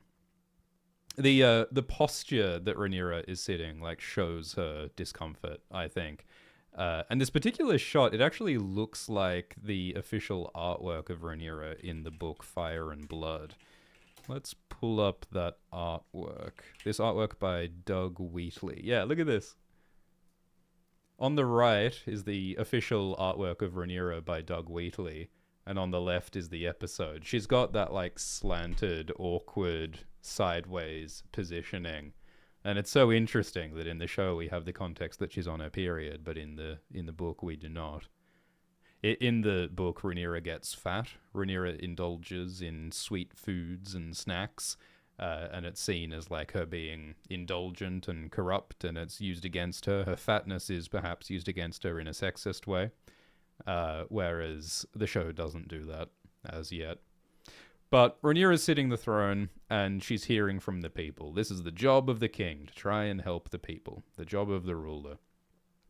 A weaver says that she needs more wool, and so Rhaenyra says, well, let's shear the sheep before we feed the sheep to the dragons, which seems like a pretty pragmatic thing to do. And a butcher says they need more meat, so Rhaenyra says, well, why don't we let people hunt in the Kingswood? So remember, the Kingswood is the forest that's near King's Landing. And the Kingswood is like a special sacred place where only the royalty are allowed to hunt. And that's like a real thing in history. Forests where only the royalty are allowed to hunt, because the stag and the boar are symbols of royalty. And so like Corlys says, it's a pretty radical thing to let peasants hunt in the Godswood. That would like overturn tradition, and that would like run the risk of eroding the sanctity of the royalty. Like, it's a bit like letting bastards ride dragons. If you let peasants hunt in the Kingswood, it might make the kings look less special. You know what I mean? So it's a balance between pragmatism and symbols. So, Rhaenyra's coming up with some creative solutions to problems. She's doing her best anyway. And this contrasts with the episode where Aegon sits the throne in Hot D Season 2. Because Aegon was shit. Aegon didn't know anything about ruling. He was pretty useless. He did kind of try, but like Otto had to keep explaining that like, hey, Aegon, we need taxes to pay for things. And Aegon was like, oh, yeah, no, I guess so, shit. So Aegon knew nothing because Viserys and Otto and Alicent, they failed to teach Aegon. Rhaenyra has also not had a lot of political instruction. We did know that Rhaenyra was on Viserys' council as his cupbearer for a while. There were periods when Viserys tried to teach Rhaenyra to rule, but we don't see much of it. So we get the sense that Rhaenyra, like, she wants to do the right thing and she knows a little bit, but she doesn't have like great knowledge or skills with politics. And so that's part of why Rhaenyra asks Alicent for help, because Alicent does have lots of experience. So yeah, Rhaenyra is sweating and uncomfortable, and it's a bit scary the way that she's gripping the throne, because remember, her father Viserys cut his hand on the throne, and that seemed to cause the disease that killed Viserys. So the question here is, will Rhaenyra fail as a ruler in the way that Viserys failed as a ruler? So then we meet Sylvie. So Sylvie was a lover of Aemond. We learn that Sylvie, she's a sex worker, and she took Aemond Targaryen's virginity when Aemond was young. And we saw Aemond with Sylvie again in Season 2. So they had like a long relationship. And then later on, it seems like Aemond rejected Sylvie in Season 2, Episode 3. And so then, in Season 2, Episode 6, Sylvie helped Team Black by spreading rumors against the Greens with Diana. So Sylvie is, like, trying to help the common people. Like, she was telling Aemond, like, hey, you need to protect the commons, because when you princes do your wars, innocent people die. So now Sylvie comes to Rhaenyra and says, like, hey, I don't know if you know this, but, like, the people are starving because the rich people are buying up all the food. So last season, the Rhaenyra and the Velaryons were blockading King's Landing, preventing any food from getting in, so people were starving, and there was this problem where the rich people and the merchants and the minor lords, they were buying up and stockpiling all the food, so people like Hugh and Kat couldn't get food to feed their daughter. And so Sylvie asks for justice. She wants to stop this stockpiling. She wants the rich to be punished. She wants more equality between the rich and the poor. In the books, Aegon the Fifth Targaryen is a king who tries to make things more equal. Aegon the Fifth creates laws to protect the rights of the commoners and to reduce the power of the lords, and that always pisses off the lords. So, as always, class conflict is part of the politics of Westeros. And so Rhaenyra, I mean, I like how Rhaenyra, she says, is this true? Like, Rhaenyra didn't know that this was going on. And so it's good that she listens to common people like Sylvie and listens to their perspective, and she tries to do something about it. So this is why Rhaenyra punishes the rich and the noble by serving them rats and taking their food and giving it to the poor. Rhaenyra is truly trying to be a champion of the people. And this is exactly what Mysaria wanted. She wants to really change the balance of power to protect the 99% from the 1%. But she's also, like, dealing with a lot right now at the same time, so it's a lot. Daemon says, who cares about the commoners? Who cares about the peasants? Let them starve. It's the way of the world. The rich and the strong survive, and the poor and the weak die. It's dog eat dog. So, of course, the powerful dragon rider Daemon argues that the powerful should be able to do what they want. And Mysaria argues that the commoners should be protected, and she reminds Daemon that Daemon only has power because he was born to it. He was born a prince, whereas Mysaria was born a nobody, so she had to work for what she has. And so there's something more like meritocratic about Mysaria's power. It's like the Night's Watch. Like, George writes that the Night's Watch is supposed to be a meritocracy, where even a bastard and even a commoner, even a poor man can get power. In theory, you shouldn't have to be nobility to get power, and you should get good results if you let people have power based on their merit instead of based on their blood. That's one of the themes of the fifth book, A Dance with Dragons. And Rhaenyra asks Corlys to weigh in, and Corlys says, I defer to the queen, so he's kind of useless.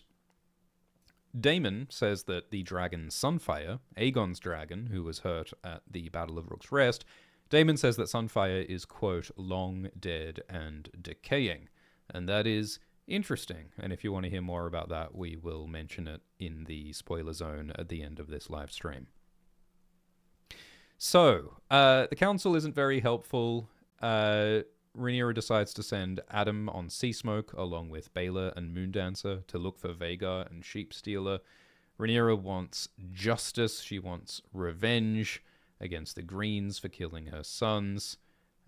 And she decides to host a banquet because that's what her father Viserys would have done.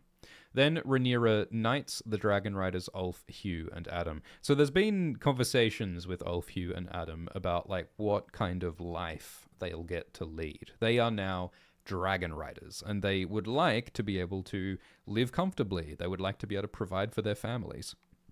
They would like to be able to have higher social status. And it's sort of an open question of what kind of status they will get. Corlys wants Adam to be legitimized as Adam Velaryon. Ulf wants a home for him and his wife Kat to live in. Ulf said that he wants a castle. He wants to be a lord. He wants power and material goods. But Rhaenyra decides to just make them knights. So when, like, a common person becomes a knight, they can get a new name. Like in Game of Thrones, Bronn becomes Sir Bronn of the Blackwater, and Dunk becomes Sir Duncan the Tall. You want, like, a unique name to signify your rank as a knight. And Ulf has no idea how this works. Ulf is like, well, I would like to be a Targaryen. I want to be a Targaryen, please. Because Ulf and Hugh are, in theory, Targaryen bastards, or descendants of Targaryen bastards. And so Ulf thinks that he's allowed to be a Targaryen, but he's not allowed to be a Targaryen unless he's legitimized, like Adam.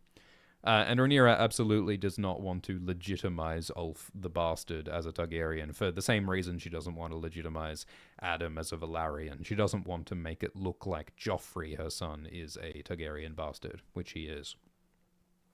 So she's like, no, you can't be a Targaryen, you got to be something else. And so Ulf says he'll be the White. In the books, Ulf is called the White because his hair is white. and that's like why he thinks he's a dragon seed. But in the show, Ulf's hair is like grey, so the name Ulf the White doesn't make much sense. Ulf is also called Ulf the Sot, meaning Ulf the Drunk. Hugh calls himself Sir Hugh the Hammer because he's a blacksmith. In the books, he's also called Hard Hugh. Adam hoped to become Adam Velaryon of House Velaryon, which would be a massive change for Adam's circumstances. Being a Velaryon would make Adam part of one of the richest, most powerful houses in the realm. But Rhaenyra says that Adam is just Adam of Hull. Hull is the town on Driftmark where Adam came from. So this is a great disappointment to Adam. So Rhaenyra recites the vows of knighthood: to be brave in the name of the warrior, to be just in the name of the father, to defend the young and innocent for the mother.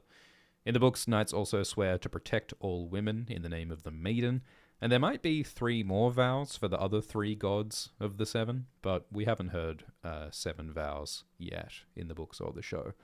Ulf, Hugh, and Adam swear loyalty to Rhaenyra until death, which is a bit of an ominous way to say it, until death.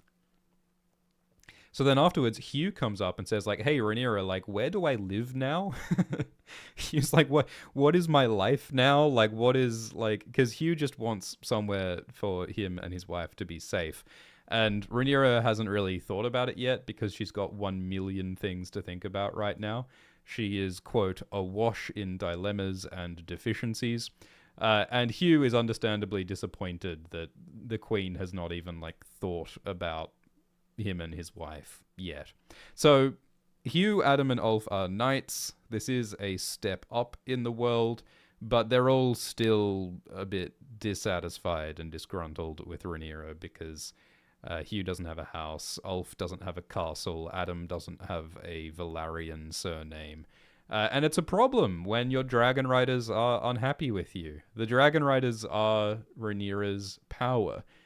Seasmoke and Vermithor and Silverwing are some of the biggest, strongest creatures in this world, and so it's a problem if they are unhappy.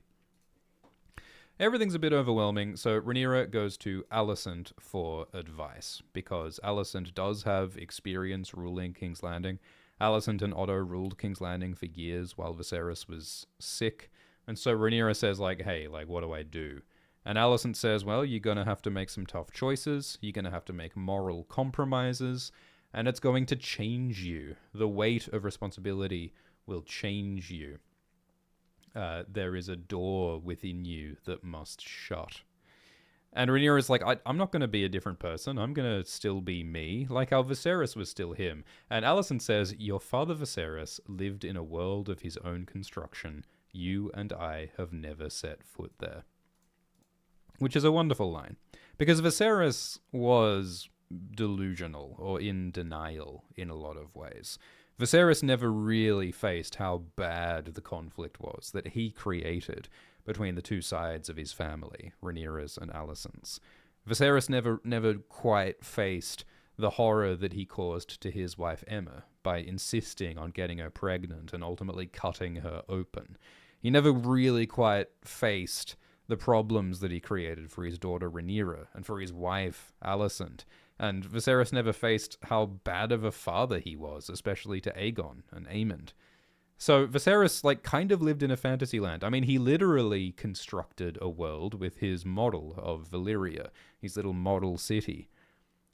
He seemed to spend more time in that imaginary world than in the real world that he was responsible for.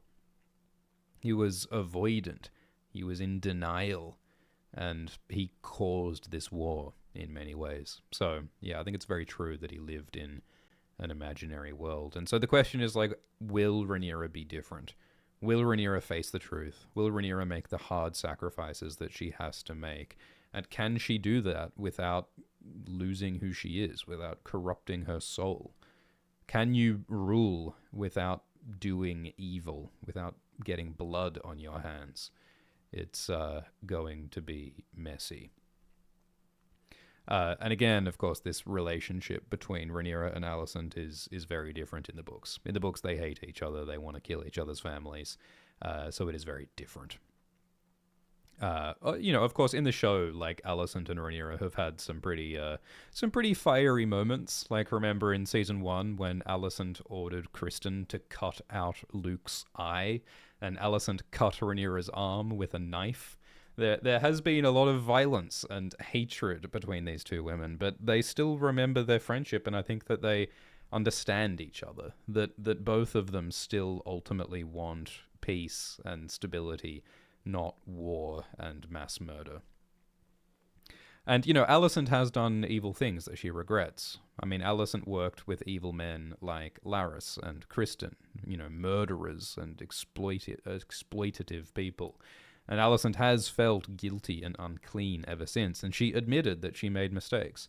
She admitted that she should not have helped to crown Aegon. And so, Alicent is sympathetic to Rhaenyra and thinking that Rhaenyra is also going to have to make sacrifices.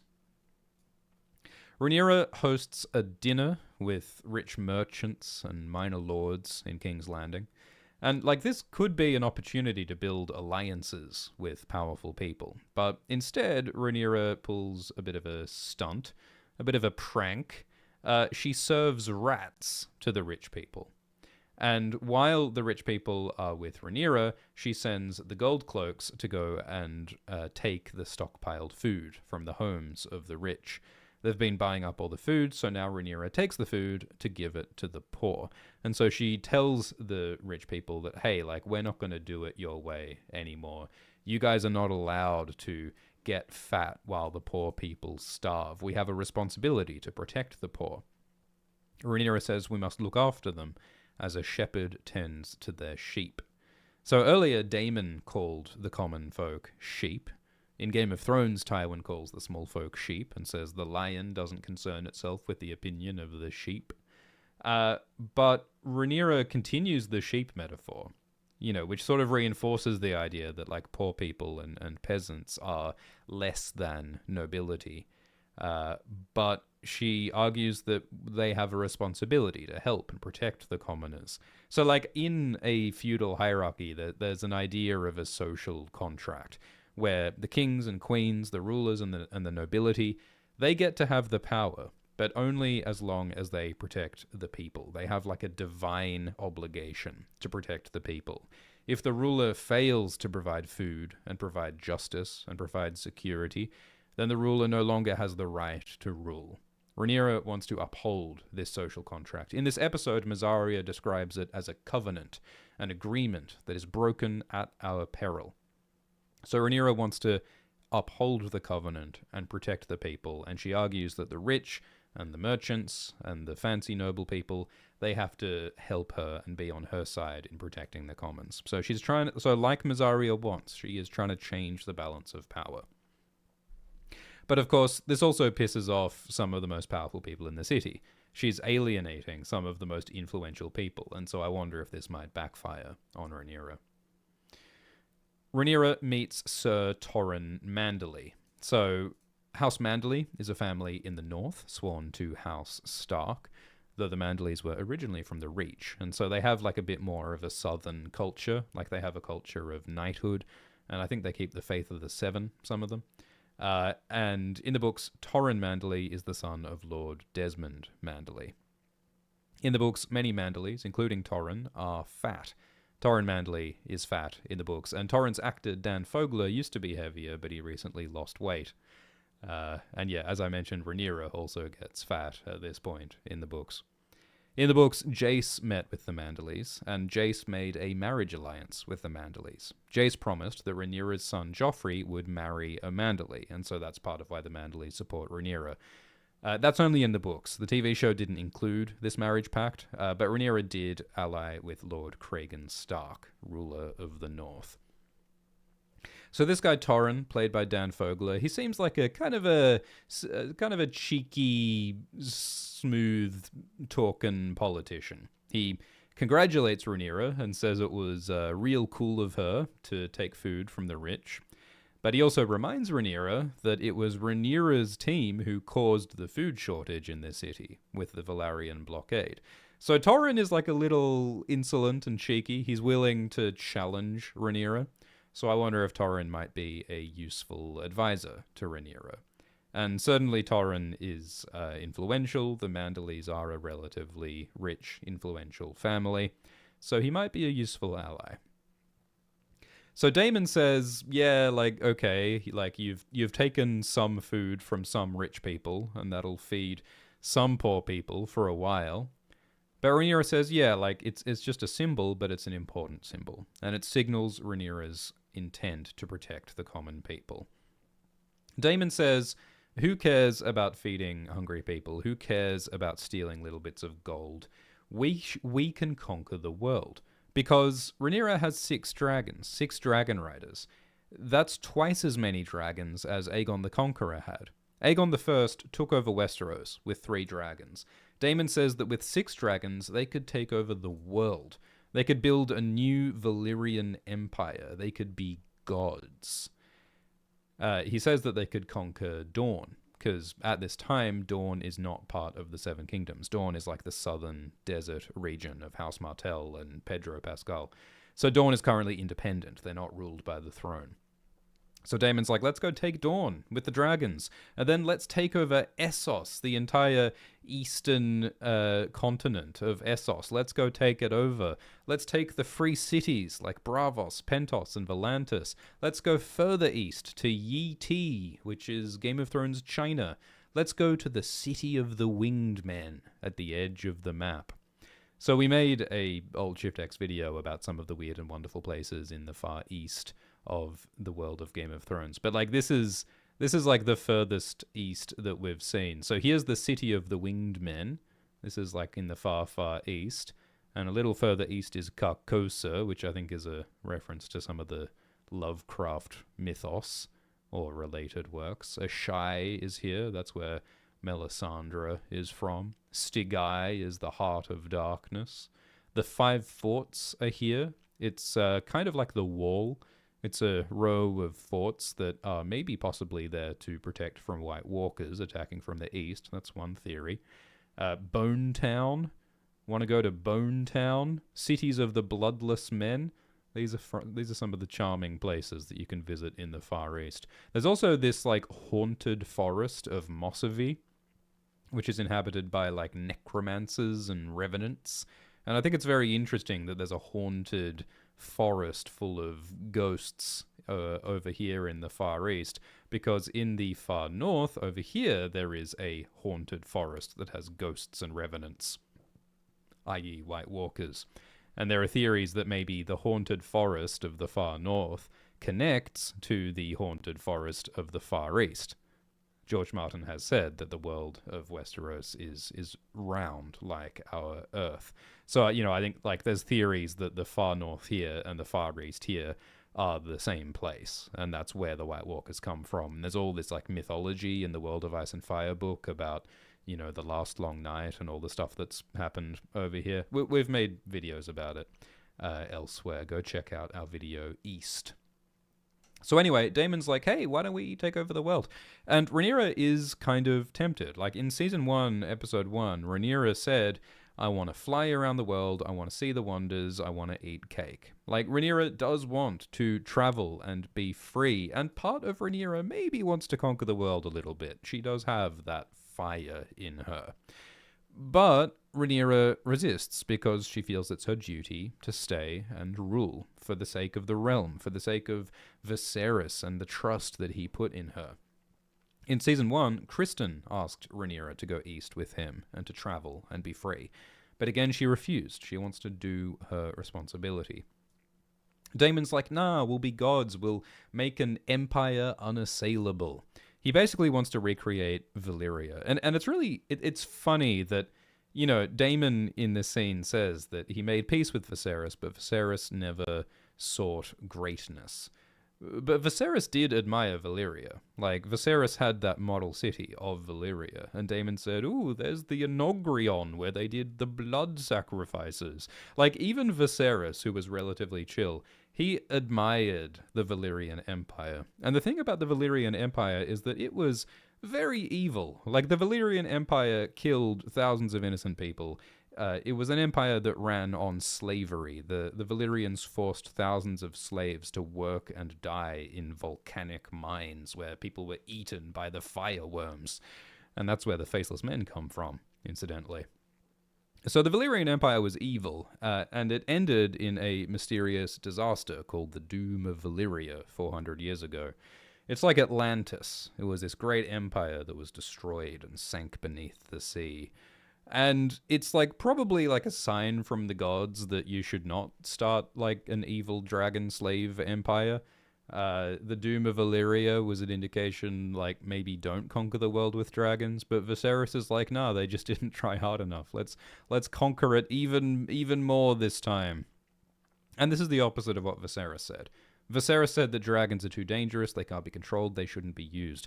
Daemon says that Viserys denounced his dragon. And I think that's a really interesting line, because Viserys' dragon, we never saw Viserys' dragon, but Viserys' dragon was Balerion. And Balerion was the biggest dragon in the world, the most powerful beast there was. And so, like, we saw the skull of Balerion in Season 1, and we don't know what the relationship was like between Balerion and Viserys.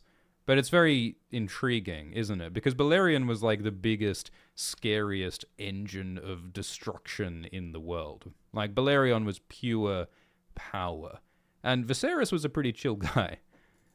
So I'm very curious, like, what was it like? Like, was Viserys scared of the power of Balerion? Did he not want to handle it? Did he want it, but did something bad happen? Did he fail to control Balerion? I mean, something we've seen in this show many times is that people fail to control their dragons. Like Aemond fails to control Vhagar. Rhaena fails to control Sheepstealer. I wonder if Viserys failed to control Balerion, and that's part of why Viserys says, don't use dragons. It's very interesting. But Daemon's like, yeah, let's use this power. He also talks about the prophecy. So, in Season 1, Episode 1, Viserys said that Aegon the Conqueror, Aegon the First, had a dream.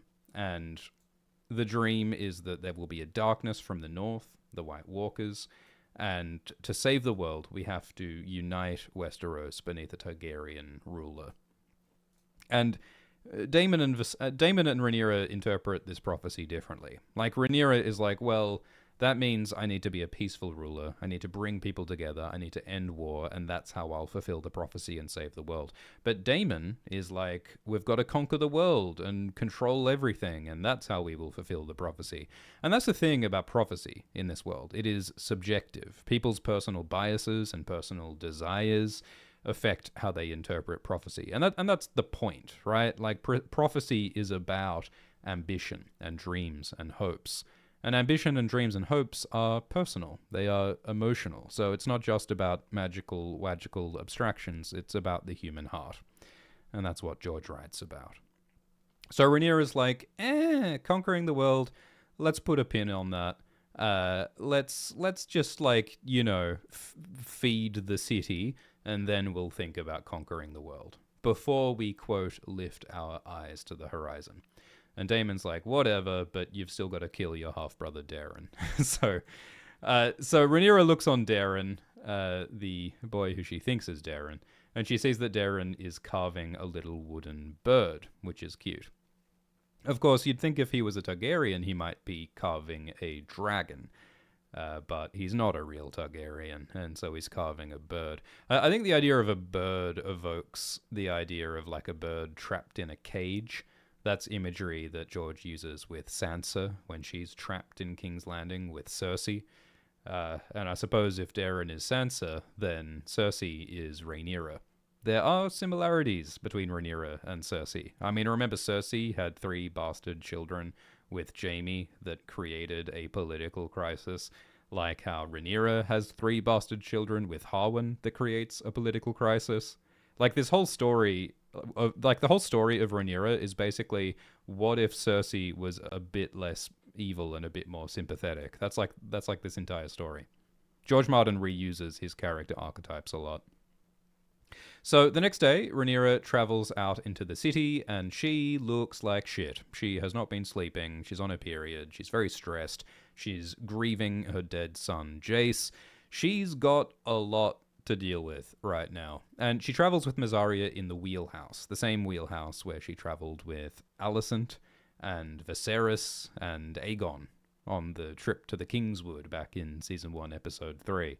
So things sure have changed. Rhaenyra says that she doesn't quite feel her grief for Jace right now. What she feels is a rage that billows beyond her grasp, like those shots of curtains billowing. And Mysaria says that she's also felt such rage. Remember, Mysaria was abused by her own father, and Mysaria was exploited and imprisoned by Daemon. Larys burned down Mysaria's house. So Mysaria has a lot to be angry about, but Mysaria seems to stay cool and calculating, and she channels her rage into plans and plots to try to make the world better.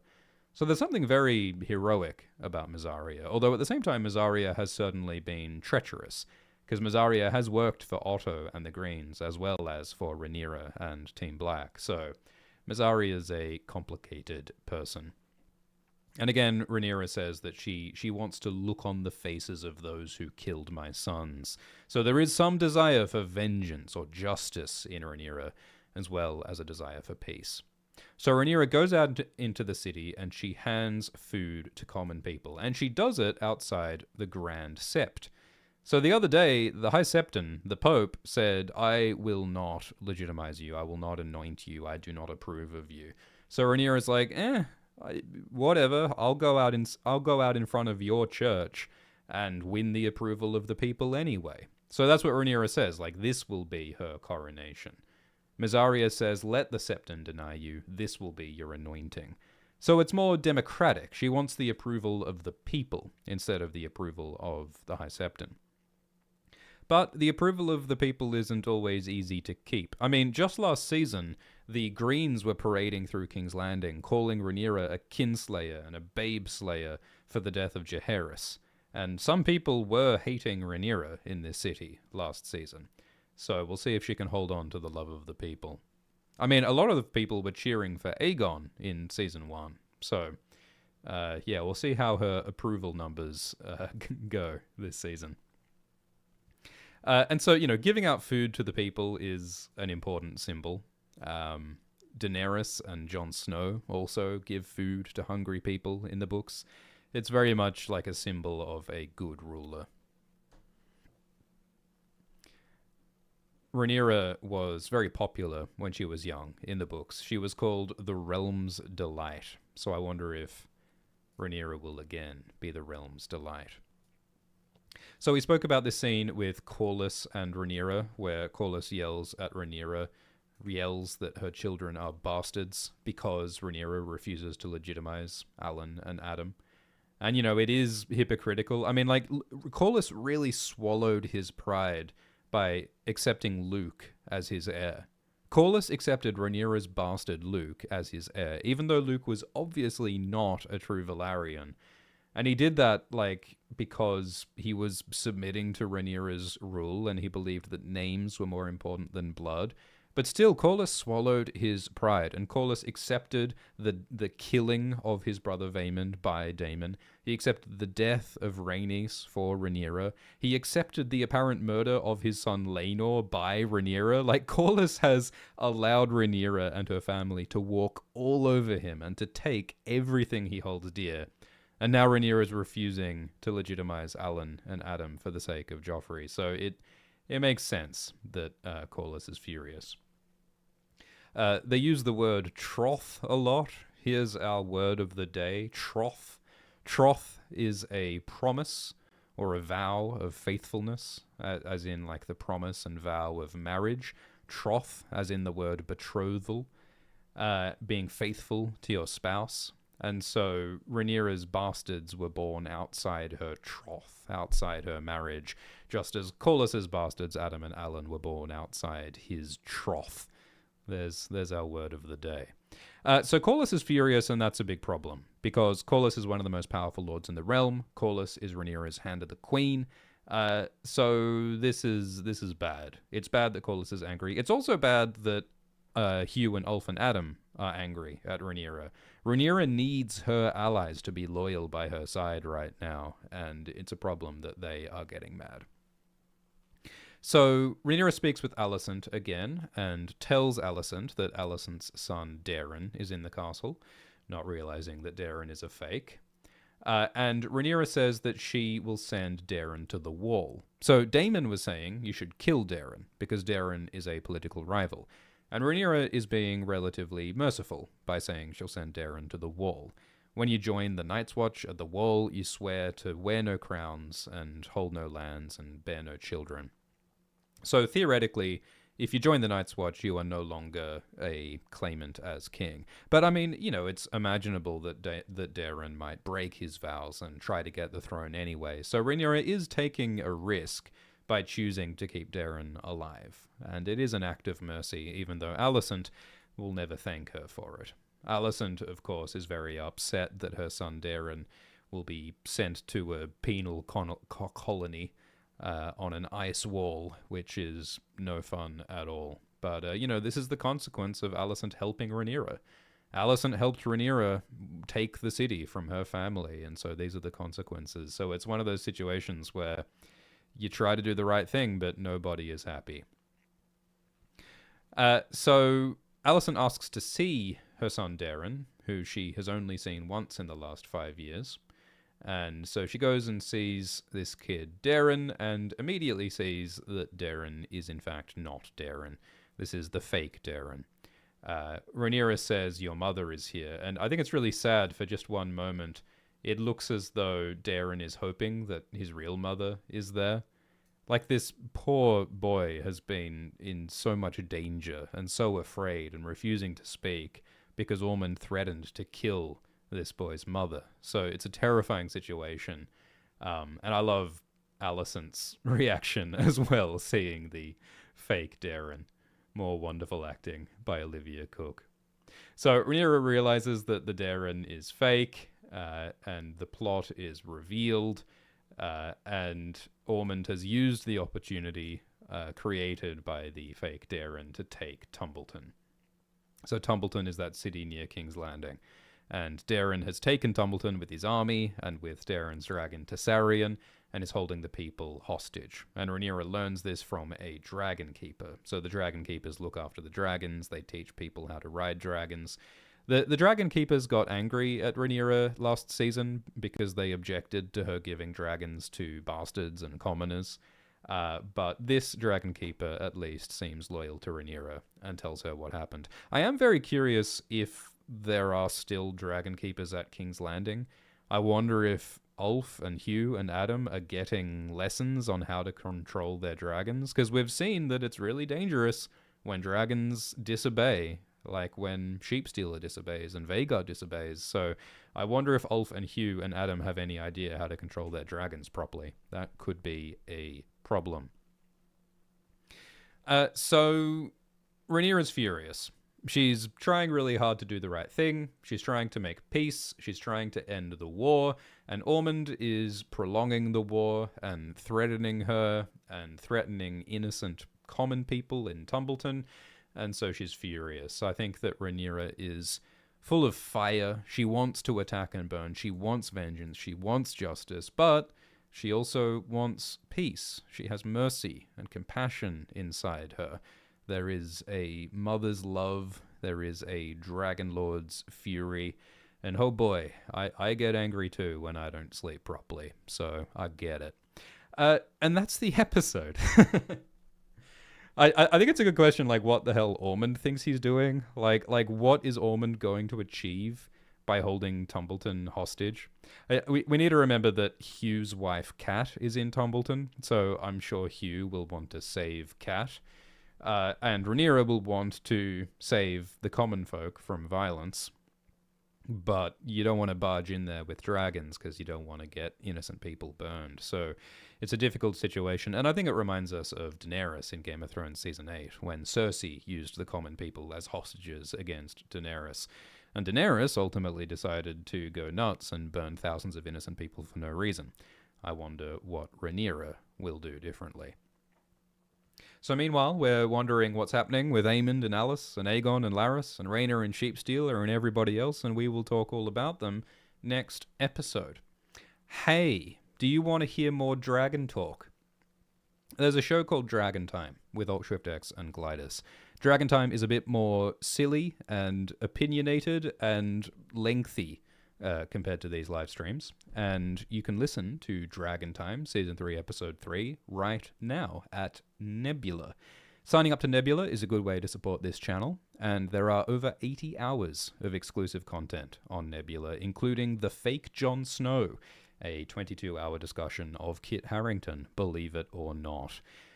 In a couple of weeks, we're going to be covering the new Mad King play. There is an official Game of Thrones play being put on by the Royal Shakespeare Company in Stratford.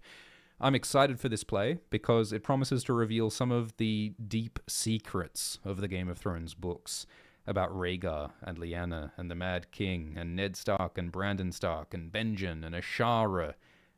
And so we're going to cover it, and our coverage is going to be on Nebula first. So I appreciate it if you sign up to Nebula at the link in the description. You can get 50% off an annual subscription with my link.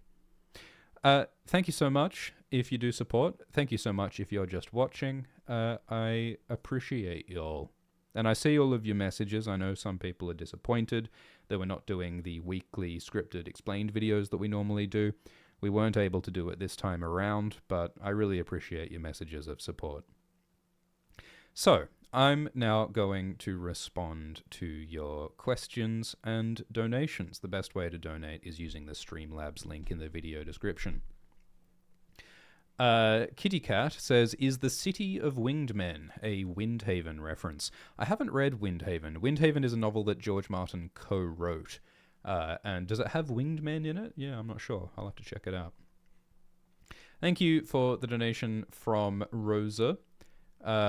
We will answer that bit later on in the spoiler zone. Thank you, Abby, who says, note to royal family members, don't try to flee the city in garments dyed with bright royal colors. Yeah, it was very funny last episode seeing Alicent and Helena trying to sneakily escape King's Landing wearing obviously fancy clothes. Fine fabrics, brightly dyed. You'd think that they needed a sneaky hoodie. I mean, Daemon has a good sneaky murder hoodie. Why doesn't Alicent and Helena? I don't know what their plan was. Were they going to walk all the way out of the city? Where were they going to go? Did Helena forget that she has a dragon? Wild. Thank you, Patrick, who is keen for more Dunk and Egg. Yeah, well, apparently A Night of the Seven Kingdoms Season 2 will come out next year. A Night of the Seven Kingdoms Season 3 has not been officially greenlit yet, but HBO has said that they want to get that out the following year in 2028, so that'll be really exciting if we get annual Dunk and Egg to adapt the 3 published Dunk and Egg books. We made a video on AltShiftX recently about the future of Dunk and Egg, speculating about what the future stories of Dunk and Egg might be. The showrunner of Dunk and Egg wants to make 10 seasons of the show, and there is material and hints in the books of what those stories could be, so go check out our Future of Dunk and Egg video. James Dave says, Alice is working with the Green Men and the Children of the Forest. No. Yeah, so, I mean, Alice's motivations are mysterious. We have seen green men around Alice. Green men are those satyr-looking creatures with antlers and hooves. And the green men are very mysterious. They are connected to the old gods. They live on the Isle of Faces, which is an island on the God's Eye Lake near Harrenhal. And we don't really know what the green men want. The Children of the Forest are like the elf creatures who were associated with the old gods. In the TV show, it says that the Children of the Forest created the White Walkers when the children were at war with the humans. And in the main books, Bloodraven is connected to the children and the old gods, and it seems as though Bloodraven wants to stop the White Walkers, but Bloodraven also seems maybe willing to do evil things in order to achieve this goal. So, we might speculate that the old gods and the green men and the children and Alice, maybe they want to destroy the dragons It makes sense that the tree gods might not like the fire-breathing dragons. It seems as though the old gods and the children and the green men, maybe they don't like humans in general. Maybe they would like the children to take over the world again. They do seem to be fond of blood sacrifice. I mean, Alice, personally, she says that she wants Harrenhal, and she did help Rhaenyra get the army of the Rivermen, and she assassinated Lord Grover Tully, apparently. So Alice has been helpful to Rhaenyra, and Alice has said that she opposes war crimes. Alice objected when Daemon organized war crimes against the common people of the Riverlands. So Alice seems like an ethical person. Alice wants to protect innocent lives. So I wonder what's going to happen with her and Aemond. I would say her motivations are a mystery. Thank you, Muchi, who says, "Come on, chat, all these characters know they will arrive in the next scene with a new wardrobe change, and their freshly hair did." Yeah, well, look, Rhaenyra was not always looking her best, so not everyone gets to go to the hair and makeup trailer in between scenes. Thank you, Rosa, who says, "How do you think the show will end? On a scale of 1 to 10, will it have the same ending or a different ending?" Yeah, well, they're making a lot of changes, like fundamental changes to the characters of Rhaenyra and Alicent. And Rhaenyra's plotline is completely different with Sheep Stealer. I would say that Daemon's story could be mostly the same. But I think that the ultimate endings will probably be the same. But I think that the context and the feeling and the tone and the meaning might be different. And, you know, like, the book has barely any detail in it. And so I think while the book is just kind of a tragedy of the evils of war and violence and vengeance, I think that the show has a slightly more complicated message that also involves, like, gender and relationships in a deeper, more thoughtful way. And so I think that it will feel different. It has to feel different.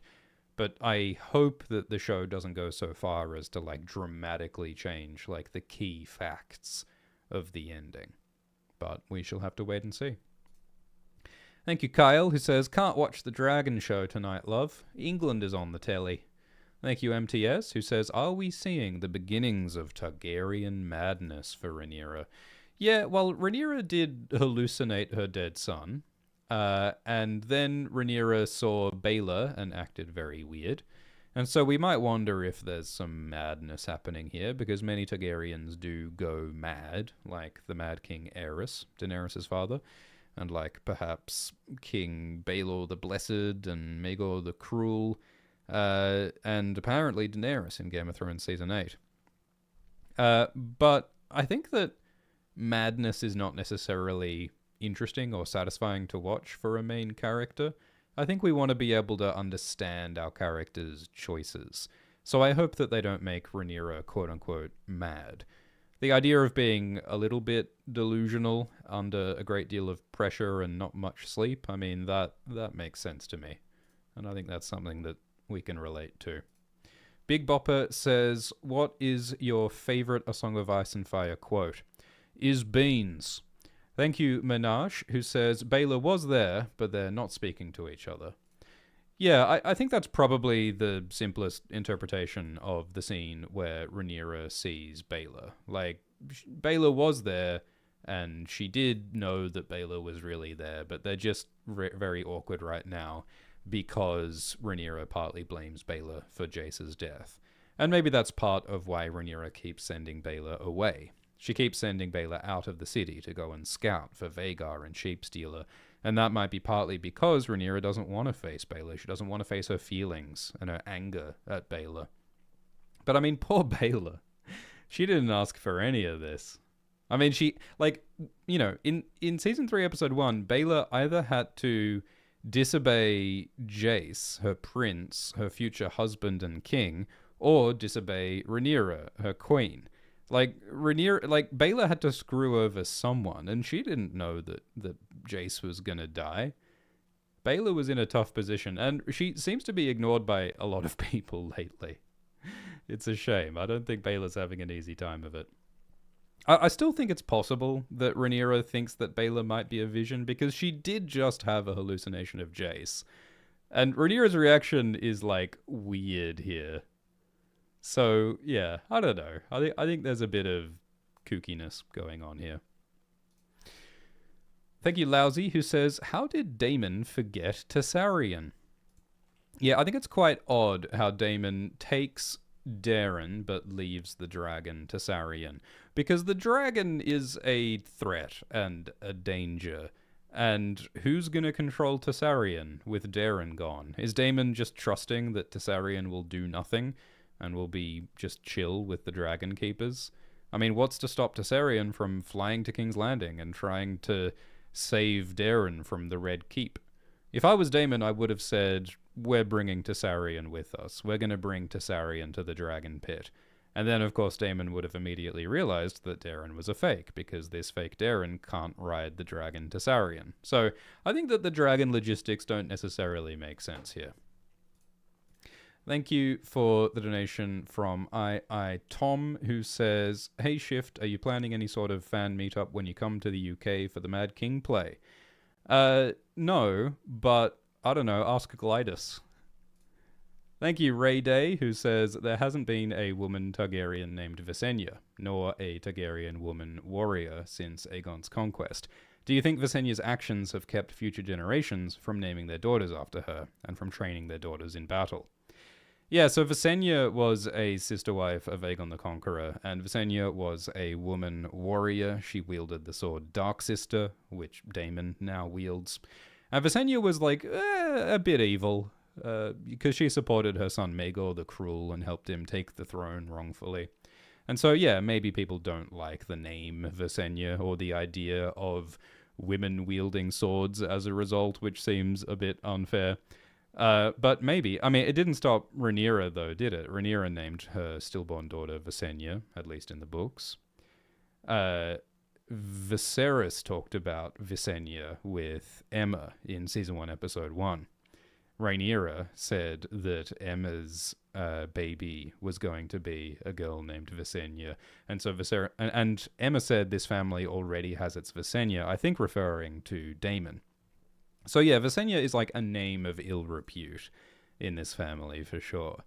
I mean, they talked about Visenya in Season 2 as well, didn't they? Rhaenyra was reading a book about Visenya, and Jace said, you don't want to be like Visenya. She was evil. And Rhaenyra's like, well, who do I look up to? If Rhaenyra wants to be like a strong, martial, sword-wielding woman, who is her idol? Who is her model? Who does she try to emulate, if not Visenya? Thank you, June, who says that Rhaenyra looked like Aegon in the wagon scene.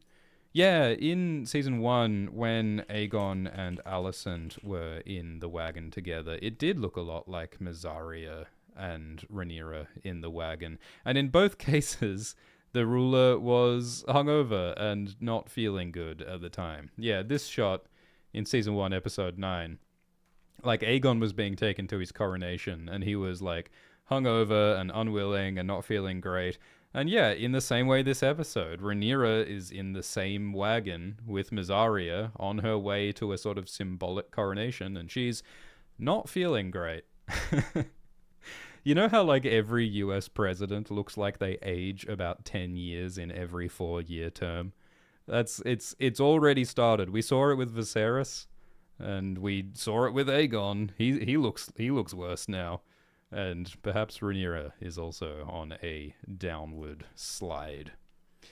Thank you, Jazz Falcon, who says, how much is written about Ormond in the books? Is he a particularly good leader/fighter? We don't know a heap about Ormond. We don't get this characterization of Ormond as being like a sneaky liar trickster. That's not in the books. And we also don't get him hitting his jewel pod, or his little, what's it called? Not a Pomeranian. What's the word? Pomade? Pomerade? There's a word for the little sniffy thing that he sniffs from with the nice smells in it. I forget what the word is. None of that's in the books. In the books, we know that Ormond, he led the army of Hightowers, Darren was his squire. He fought a battle on the Honeywine against the Beesbreeze et al. Ormond did brutally sack Bitterbridge and slaughtered civilians, so it does sound like Ormond is brutal. Ormond is willing to kill civilians in the books, it sounds like. And there are some small hints that Ormond might have done some slightly sneaky stuff in the books, but it's not explicit. There is a bit of a story about Ormond recently married a second wife named Samantha Tarley, and there is a story about Samantha Tarley later having a relationship with Ormond's son Lionel, so there's a sort of a weird kind of incestuous thing going on in that family. I'm sure you're shocked that George Martin wrote about weird incest, but he did.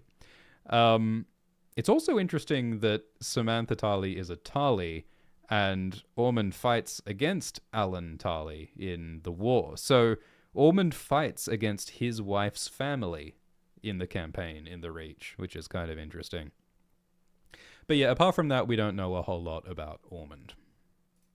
Thank you, Cobra, who says, shout out Matthew Needham, who was the lead in the short film Stutterer, amazing/relatable film. Check out Shiny Trevenant, Pokemon/Nebula Good. Thank you, Cobra Jet King. Thank you, I Heart Glimbus, who says, yo, Shifty, did this episode feel like an A24 movie, or was it just me? How many times have you seen it? And have you watched any of the World Cup? The only World Cup I'm interested in is the Battle for Westeros, baby. This definitely felt like a horror movie. The way that it used the music and the close-up and the lighting and just the feeling of continual stress is a good time. Thank you, various forms of Dormammu, who says, I guess Tessarion isn't as useful in Daemon's mind. Far as he knows, it's a riderless dragon who wouldn't be useful in battle. Plus, it's just one tiny domesticated dragon versus 4 bigger ones. Yeah, I mean, presumably Tessarion is not a huge threat to Rhaenyra because she has a bunch of big dragons that could presumably kill Tessarion pretty easily. And yeah, in theory, a dragon is not much of a threat without its rider, but dragons can do stuff without their riders. I mean, throughout Game of Thrones, we saw Daenerys' dragons, Rhaegal and Viserion, getting up to mischief and fighting in wars without Daenerys riding them. So it's a little bit ambiguous exactly how much a dragon can do without their rider. Thank you for the donation from Chief Smeef, who says, very interesting episode. I kind of loved how this episode was religiously from Rhaenyra's perspective, like how A Knight of the Seven Kingdoms was told from Dunk's perspective. Also, how would Daemon take Tessarion anywhere? Lasso him? Yeah, I mean, I guess Daemon could have ordered Darren to ride Tessarion and take Tessarion to the Dragon Pit in King's Landing. I think that's probably the sensible thing to do. But, like, you're right. I mean, what would stop Tessarion and Daeron from just flying away? If Darren and Tessarion are together, they might try to escape. And it might be that Tessarion is faster than Caraxes. The younger, smaller dragons tend to be faster. So, yeah, it's not an easy problem. It is logistically difficult to keep a dragon in one place. I mean, Daenerys learns that in the books and in the show. And that's kind of the point. Dragons are a power that cannot be completely controlled. It is flame, and flame devours and is chaotic. There is no way to really truly neutralize the threat of dragons, except through violence. Thank you for the donation from Anonymous, who says, the direction of this episode felt like the closest a Westeros show has gotten to a perspective chapter, like from the books. The closeness of the framing of Rhaenyra and the claustrophobic energy showed her mental state in a way that the shows don't often do. I agree. And I think that, you know, after, I mean, how many is it? I think this might be the 100th episode of a Westeros show. Because, like, Game of Thrones has, like, 73 episodes or something. Duncan Egg has 6 episodes. House of the Dragon has, 21 episodes? So I think we're, like, at or near the 100th episode of Westeros TV shows. And I think that after 100 episodes, we should experiment sometimes. Let's not do the same thing over and over. So I'm really happy that A Night of the Seven Kingdoms is a very different show to Game of Thrones and House of the Dragon. It's much more playful and small scale and comedic. And I'm glad that House of the Dragon is doing weird stuff with like perspective and tone and really like deep character exploration and like playing with some strange obscure lore. They're talking about winged men. They're talking about profane dragon creation. We're getting a little bit experimental. We're getting a bit playful in the corners of George's world. And so I'm glad that they're experimenting. I'm glad that they're not making the most obvious choices. I'm glad that they're not doing the same thing over and over. I do not want to see 30 identical Game of Thrones. I don't want to see like the Marvel movies. I don't want to see the same thing over and over. Fuck that. I like that they're being creative. I like that they're being ambitious. And George R. R. Martin, the author, disapproves of some of the changes and choices that House of the Dragon is making. And, you know, he's entitled to his opinion. And I dislike some of the changes that House of the Dragon is making. But I'm very glad that they have a creative, ambitious spirit. And I think this episode is a good example. Thank you, Tekking, who says, we get to hear the High Septon's opinion of dragons as evil and profane. Since the faith religion is thousands of years old, would they know about how dragons came to be, shadow magic, and Ashai in the Far East?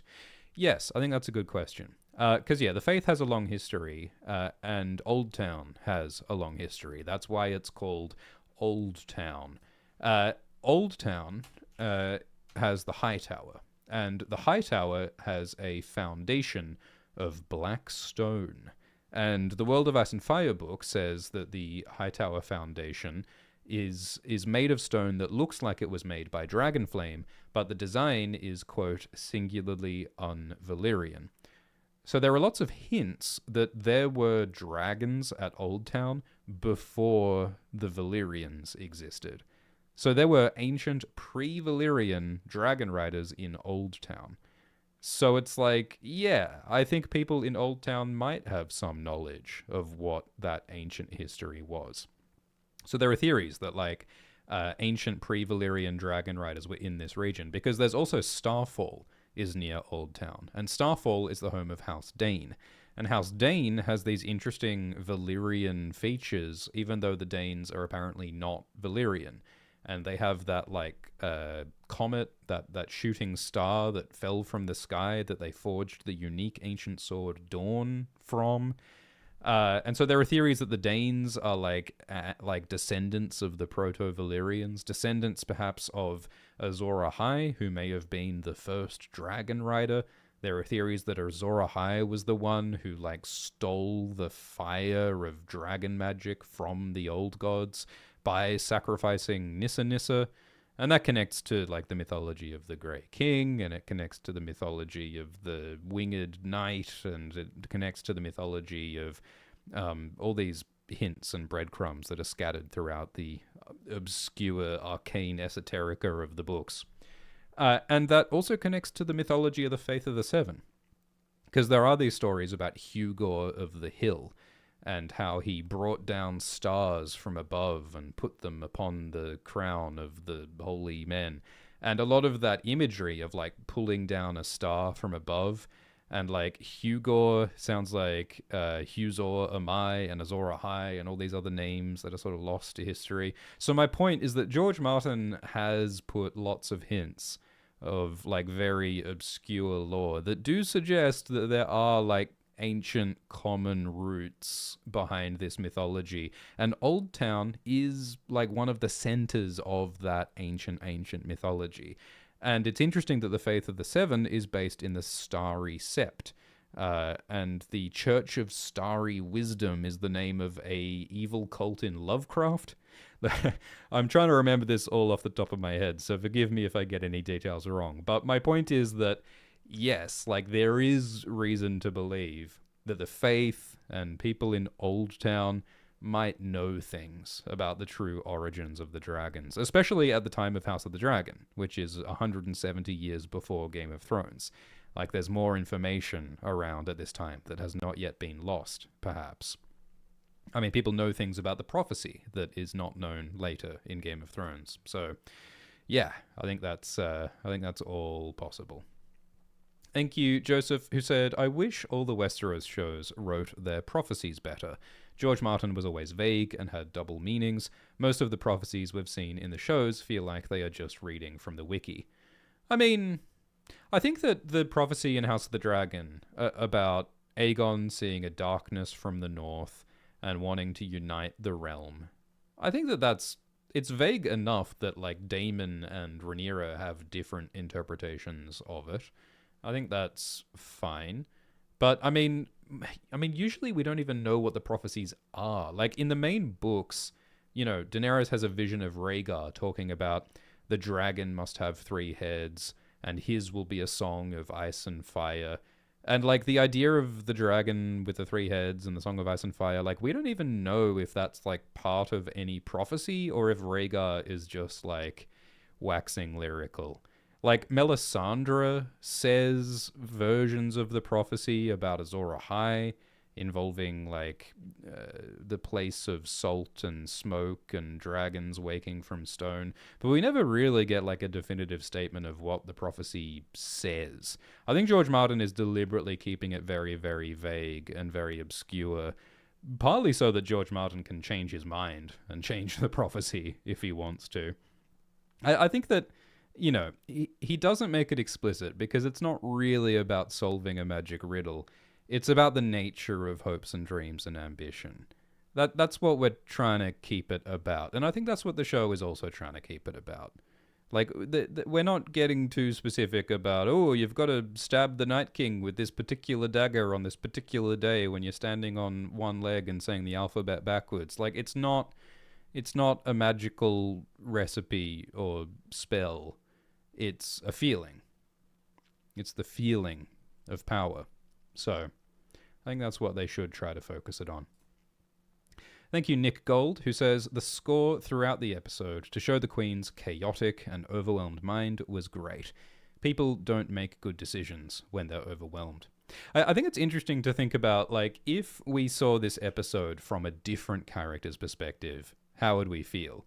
Like, if we saw Rhaenyra on the throne and she's, like, fidgeting and she's sweating and she's saying, why don't you shear the sheep? I think we'd be saying, what? Why is Rhaenyra so incompetent? Why is Rhaenyra so useless? But instead, we've been given a window into Rhaenyra's perspective, and we get a better, more intimate understanding of what she's going through.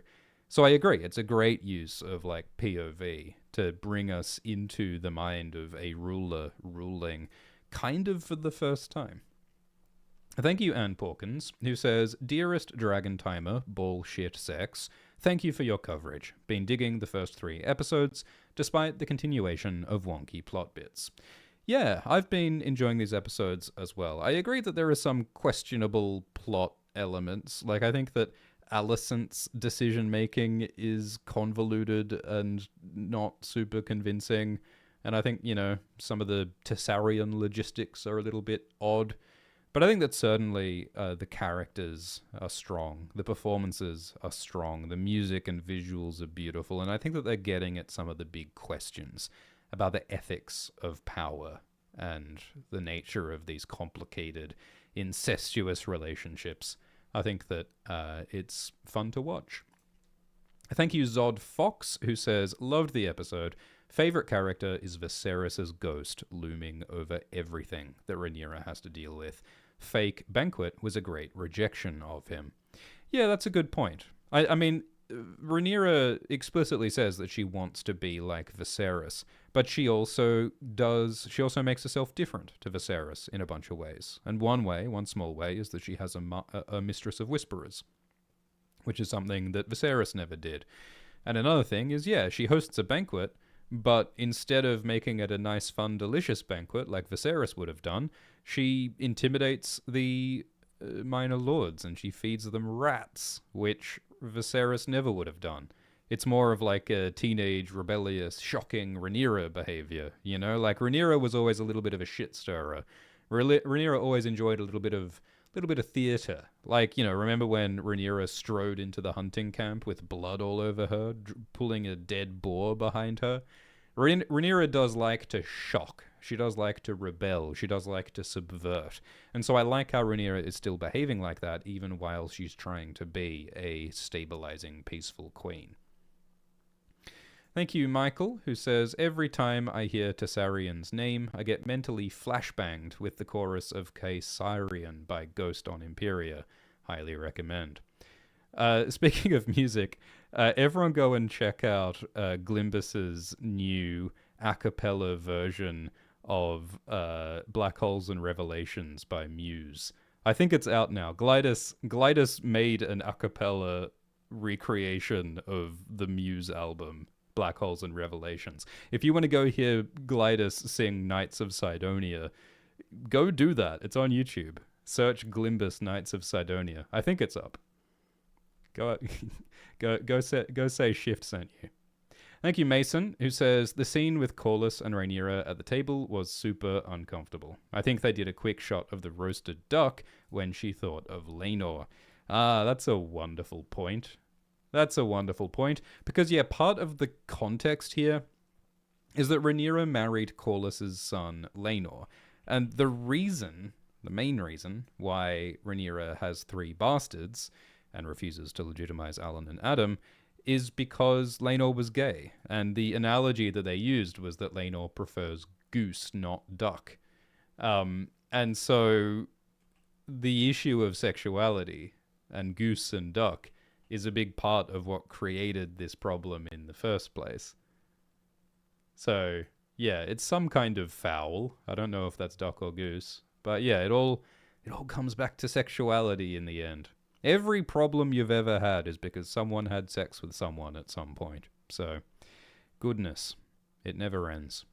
Thank you, Big Bopper, who says, do you think we'll get more flashbacks to the Blackfire Rebellion in A Night of the Seven Kingdoms Season 2? I hope so. The Blackfire Rebellion is very important context and history, essential context for A Night of the Seven Kingdoms Season 2. They do want to keep the budget low in this show, A Night of the Seven Kingdoms, apparently, and it would be expensive to film big battle scenes for one brief flashback, so they might have to find creative ways to do it, but yeah, I would love to see the Blackfire Rebellion on screen for the first time. Thank you, Dad Fluid, who says, did George confirm Aegon's dagger prophecy? What is going on in books? Inclusion of this in House of the Dragon is worst part, but could have been good if kept mysterious or implied, not so overtly shown, like in Season 2. Targs fail and die just to make Jon? L. Thank you, Dad Fluid. Yeah, so in the TV show, Viserys tells Rhaenyra about Aegon's prophecy to save the world from White Walkers, and this prophecy is written on a dagger, and it is the same Valyrian steel dagger that appears in Game of Thrones, that is used to try to assassinate Bran, and which is ultimately used to kill the Night King by Arya Stark. And I agree that, like, I don't want to see that dagger in House of the Dragon, because, like a lot of people, I was really disappointed by Game of Thrones Season 8. And I think that Arya killing the Night King was not a satisfying ending to the 8-season-long arc of the White Walkers, and I think it's not what George Martin is planning in the books. So, the books aren't finished, so we don't know what will happen in the books, but it doesn't seem like that dagger is some special important prophecy dagger in the books. And in the books, there is nothing about Aegon having a dream. There is the prophecy of the prince that was promised, the prophecy of Azor Ahai, and some characters interpret that as a prophecy to save the world from the White Walkers, but we've never really seen the prophecy directly. We don't know what the exact wording of the prophecy is, or if it even mentions White Walkers or anything. During House of the Dragon Season 1, the showrunner Ryan Condal said that George Martin gave him the idea of Aegon having a dream. And yeah, I think that George did talk about that as well. So yes, like the idea of Aegon having a dream is an idea that came from George Martin, but it's not an idea that's in the published books. I think that it is, like, plausible and potentially interesting for Aegon the Conqueror to have a prophetic dream. And George Martin thinks it's an interesting idea, but yeah, it's not one that's in the books. So, like, yeah, obviously it's fucking weird that this show is like, whoa, there's a prophecy to use this special dagger to save the world if it all leads up to Arya? What's the point of the Targaryen bloodline if the world is saved by Arya? Like, what's the point of the Targaryen dynasty if Daenerys just goes mad? So, I don't want to be reminded of Game of Thrones Season 8 under any circumstance, let alone in the circumstance of this prophecy. So, yeah, I agree, Dad Fluid, that I would prefer they didn't bang on about the dagger so much. I don't mind, like, the general idea of prophecy in House of the Dragon, because many Targaryens have been motivated by prophecy as a metaphor for ambition and dreams and hope. I did dislike the bit in Season 1 when Alicent misunderstood Viserys talking about Aegon's prophecy and thinking he was talking about the wrong Aegon. Like, there's a lot of misunderstanding in this show. I think too much misunderstanding, because if everything is a misunderstanding, you're taking away the character's agency. I think that we want choices, not accidents. And this show did add a misunderstanding on Viserys' last words. It added Aemond not controlling Vhagar. It added Rhaena not controlling Sheepstealer. If everything is out of, and fundamentally, this show has made Rhaenyra and Alicent less responsible for the war. Neither Alicent nor Rhaenyra wanted war, and so they're in a situation that neither of them is as responsible for. And I think that takes away agency and consequences, and it gives us a little bit of that what would you have me do syndrome, where Rhaenyra last season seemed helpless and in a situation that she didn't create, that she couldn't stop, and it's like, well, why am I watching this character if this character can't do anything and isn't responsible for anything? I think that's like a problem with this show. But we could argue all day. Thank you, Jace, who says, I'm curious if you know about Realm of the Enderlings. The first book came out a year before the Game of Thrones book, and it's interesting seeing someone else handle bastards, politics, dragons, and even warging in their own unique way. I recommend the books. Yeah, I have not read Realm of the Enderlings, but there are many big influences on A Song of Ice and Fire. I mean, A Song of Ice and Fire is largely based on or inspired by the Wars of the Roses, and the Dance of the Dragons, this show, is based largely on the Anarchy, another real historical war. A Song of Ice and Fire is also largely inspired by a series called The Accursed Kings by Maurice Druon, the original Game of Thrones, George Martin called it.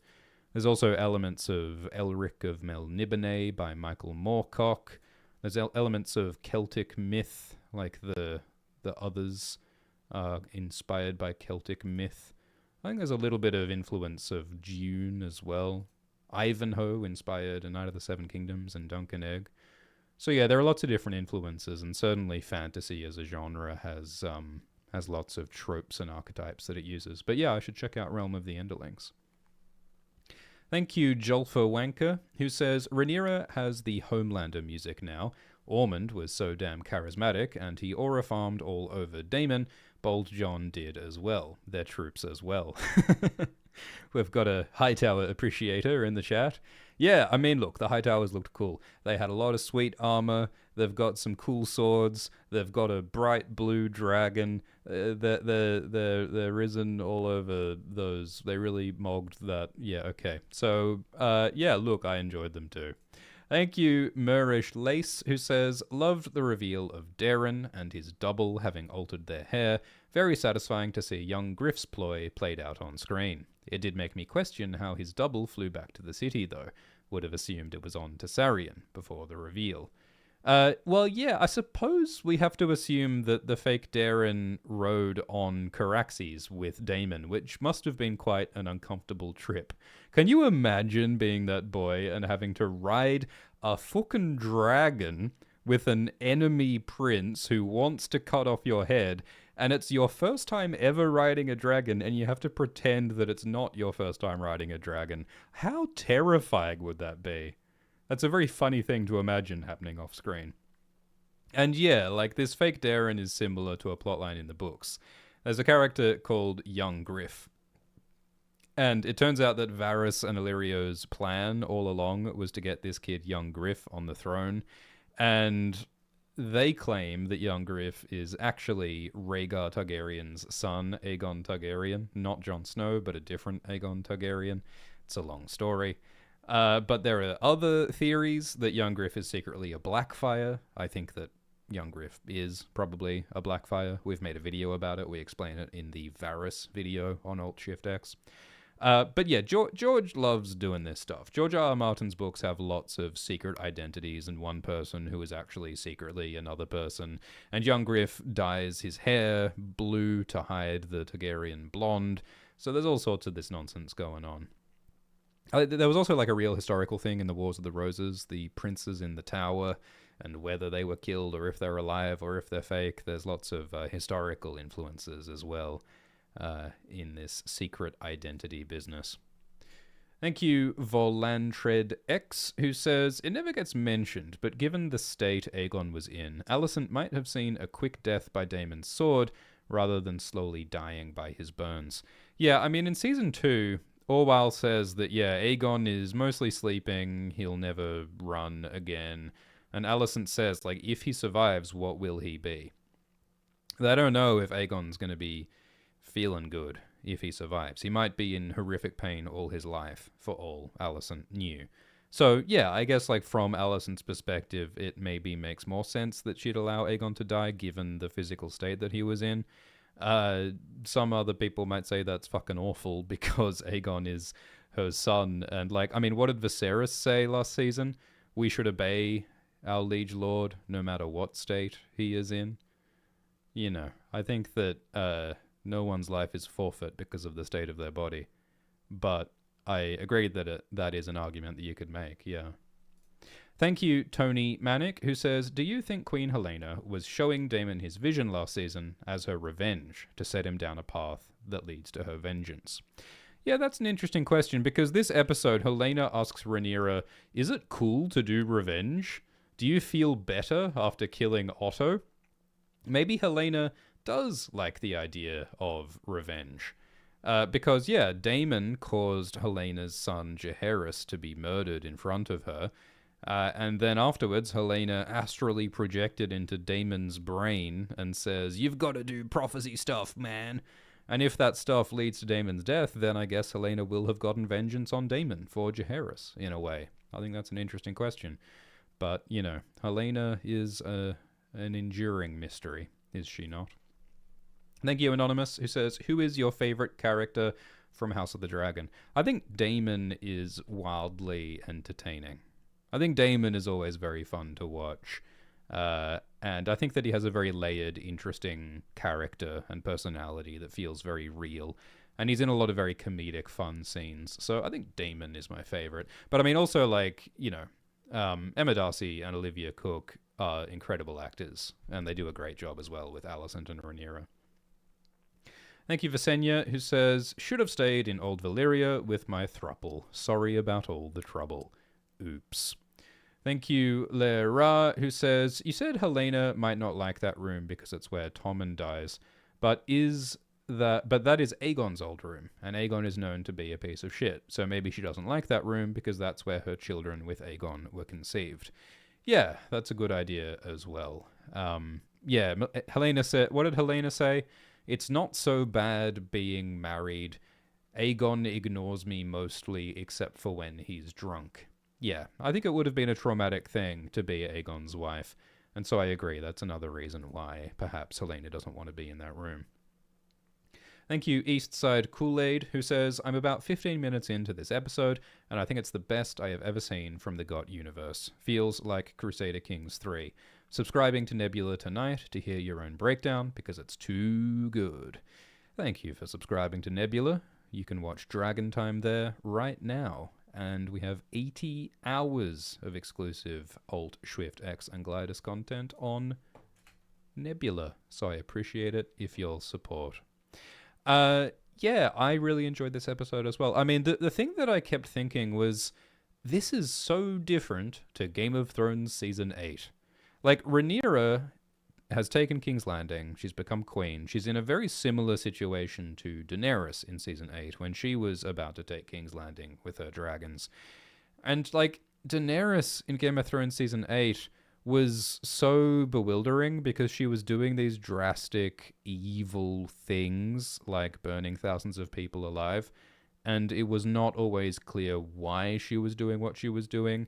It wasn't always clear what she was feeling, and there wasn't a lot of thought about political complexities. There was no argument about where's the treasury and where are the candles and the wine. There was not much thought of symbols of political legitimacy. Should I wear my jewelry or wear my sword?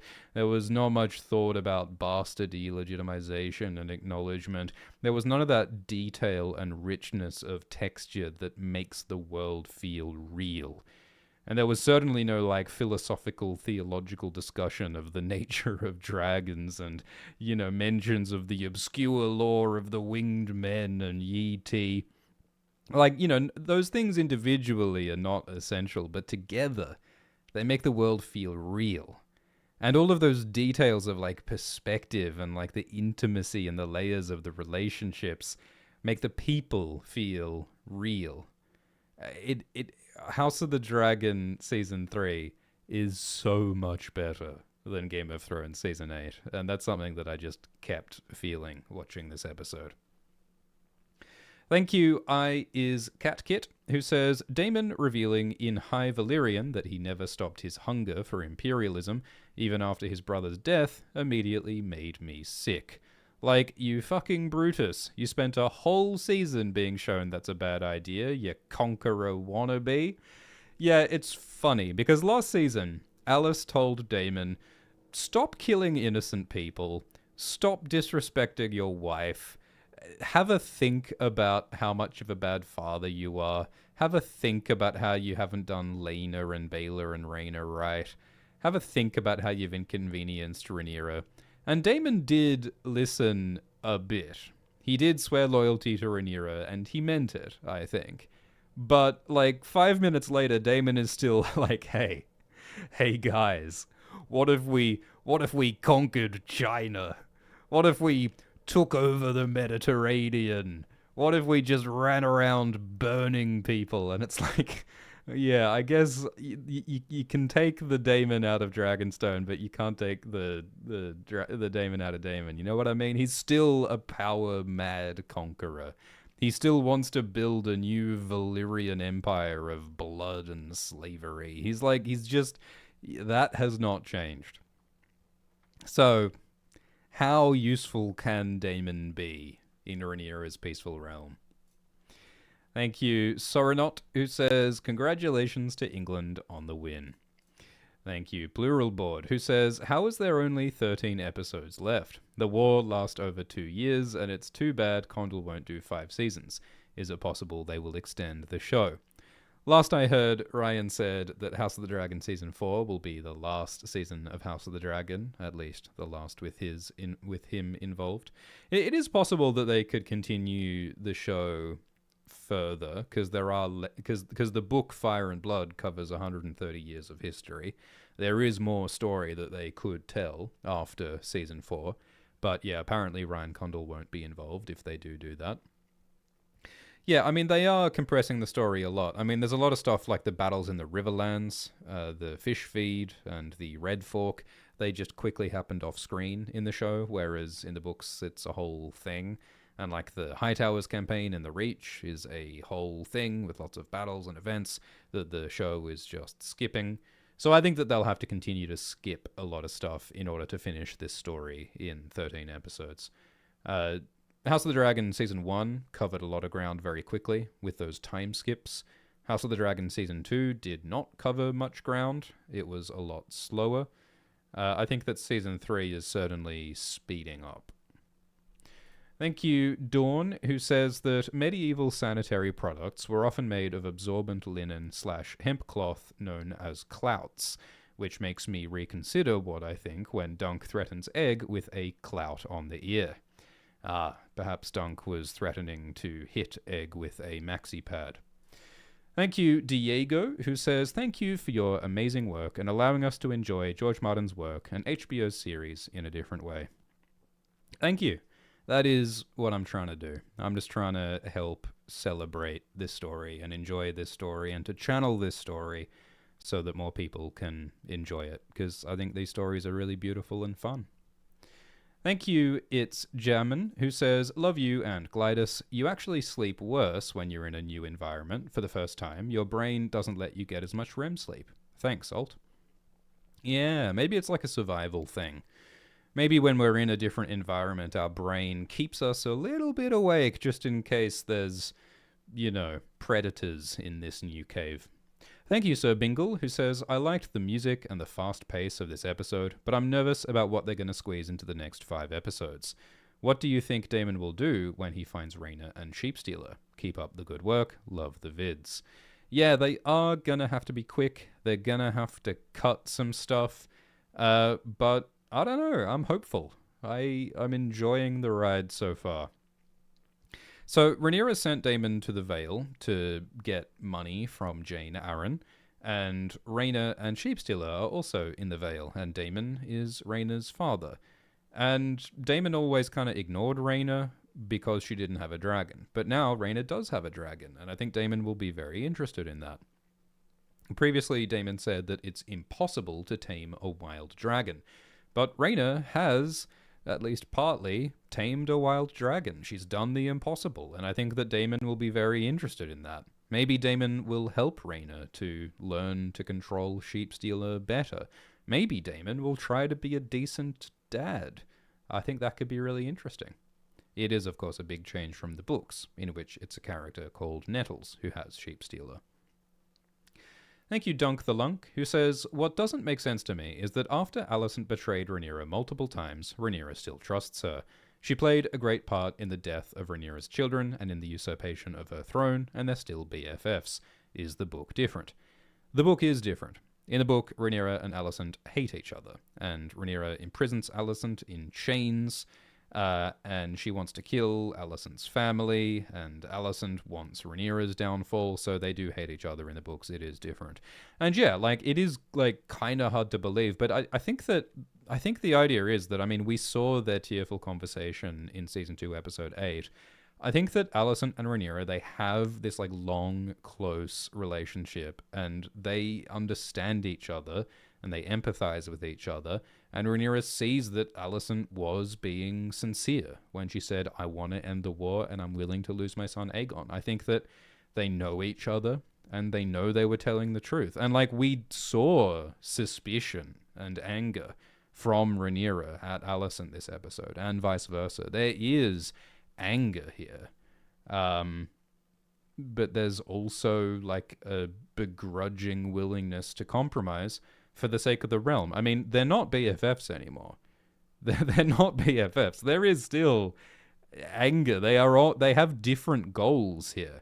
Alicent wants to make a tree, and Rhaenyra wants to rule. And Rhaenyra is holding Alicent prisoner. Alicent wants to leave, and Rhaenyra is refusing because Alicent is still useful to Rhaenyra. So, Rhaenyra is not chaining Alicent to a wall, but she is holding her against her will and exploiting her for political gain. So it's complicated. It's complicated. They're trying to thread a needle here, and I agree that it doesn't always feel plausible. I think that Alicent's treatment of Daeron and Aemond are tricky to understand sometimes. Alicent did not seem to give much thought to abandoning her son Daeron in Season 2. That seems kind of crazy to me, but that's what they're doing. Thank you, Toggle Sings, who says, I look forward to your lives as much as the episode. 1. What contradictions/ambiguities from Fire and Blood are you most excited to see play out? And 2, how do you feel about the overall theme of tragedy, failure, inevitable doom throughout? I think that in Season 3, Episode 1, and Season 3, Episode 2, they had that great sense of inevitable doom. They're constantly referring back to Viserys and to Otto and to all of the bad decisions that were made years ago, all of the bad parent-child relationships that set this dysfunctional freight train on a track to oblivion all those years ago. Like, I love how they're referencing the past, because it shows how everything that's happening now is an inevitable consequence of bad past decisions. I think that was particularly nice at the start of Season 3, Episode 2, when we saw all the destruction and burning that was happening, and it seemed pointless because Jace was already dead. Shariko was already dead. Like, the battle was already won, and all there was left was ash and tears, and people were still killing each other, and it's like, why are we still fighting? And seeing Amadasi's performance of Rhaenyra's grief for Jace really, really hammered that sense of grief and loss home. So it's in moments like these that I think that it does capture the sense of the dance from the books, especially. What about contradictions and ambiguities from Fire and Blood? I mean, I think that Orwell is someone who I'm interested in. Maybe we'll talk about Orwell more in the spoiler zone at the end of this stream. But I'm a big fan of Orwell, and I'm also very curious about Thailand. Thank you, Wrigley, who says, I'm perplexed that many didn't like this episode. It's a political one that was meant to emphasize the stress and tension of Rhaenyra's circumstances. Yeah, I agree that that's the goal. Thank you, Paul, who says, thank you for your excellent content, Alt. Thank you, Skilled Warman, who says, that lake comment was mine from last week. Thank you, Anna Lynn, who says, it is kind of weird that the Hightowers would hang on to Daeron's dragon. You would think that Daemon would not have allowed that. Seems a little contrived, along with the fake Daeron plot. I agree, Annalyn. Thank you, Shelley St. John, who says, why would Daemon accept Daeron without his dragon? I missed your episode-by-episode breakdowns. Yeah, it's a shame we couldn't do the weekly explained videos this season, but I am excited to cover the new Mad King play in Stratford in a couple of weeks. Thank you, Azorbjani, who says, since Dunk and Egg books have Dunk's role as the title of the book, e.g. the Hedge Knight, the Swan Sword, the Mystery Knight, what does that imply for the She-Wolves of Winterfell? So, the She-Wolves of Winterfell is a working title for a theoretical fourth book in the Dunk and Egg series.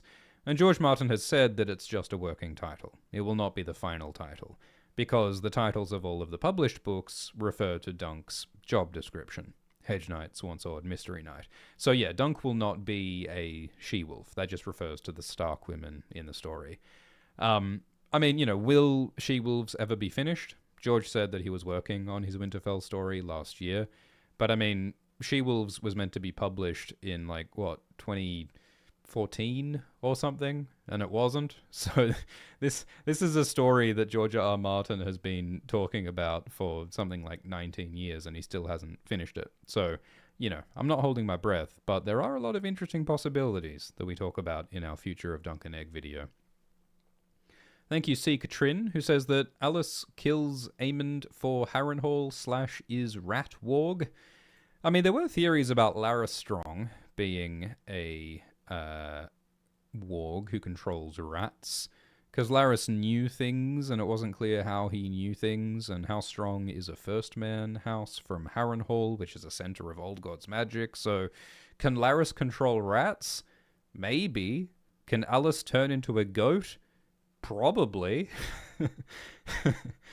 Thank you, Ark, who says, with the mention of the City of the Winged Men becoming show canon lore, what would you say is the most intriguing place in the A Song of Ice and Fire verse? I'd have to say Stygai. Yeah, Stygai is the heart of darkness.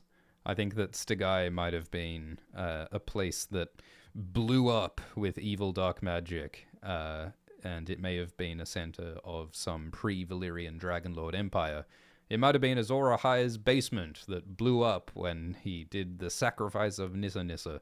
Something bad happened there, and I am intrigued. But I mean, you know, who doesn't want to go to Bone Town? Thank you, Tai Rai, who says, Manderly's comment to Rhaenyra said so much. Reminded me of Season 2. Felt like it helped bridge that gap between seasons. Yeah, I think it was important for Torrhen to remind us that Rhaenyra caused the starvation of King's Landing because she blocked trade with the Valyrian fleet's blockade. So I liked Torrhen being cheeky and reminding us of that fact, keeping Rhaenyra honest.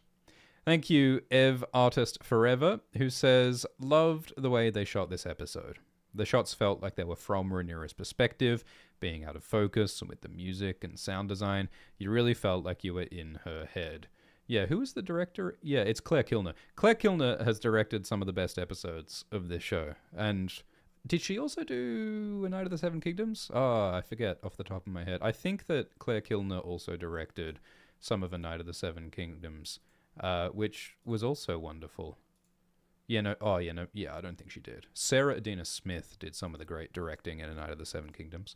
But yeah, Claire Kilner is great. I enjoyed the direction this episode. Eva says that it felt like you were in her head. You could feel her mind beginning to go mad. Zebra says, Emma Darcy, wow, wow, wow. 331 says, why don't the dragon prophecy dreams ever show Jon Snow? Do you think the show will ever show him in a prophetic dream? Show Snow.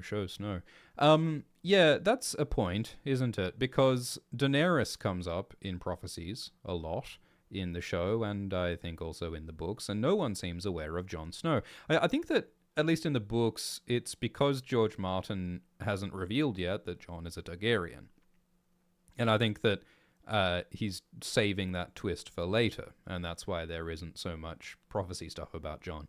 But I mean, there is stuff in Book 5, like Melisandre has a vision of Jon Snow, and then a wolf, and then a man again, and also Melisandre looks for a vision of Azor Ahai, and her god shows her Jon Snow. So Jon does appear in visions in the books, at least.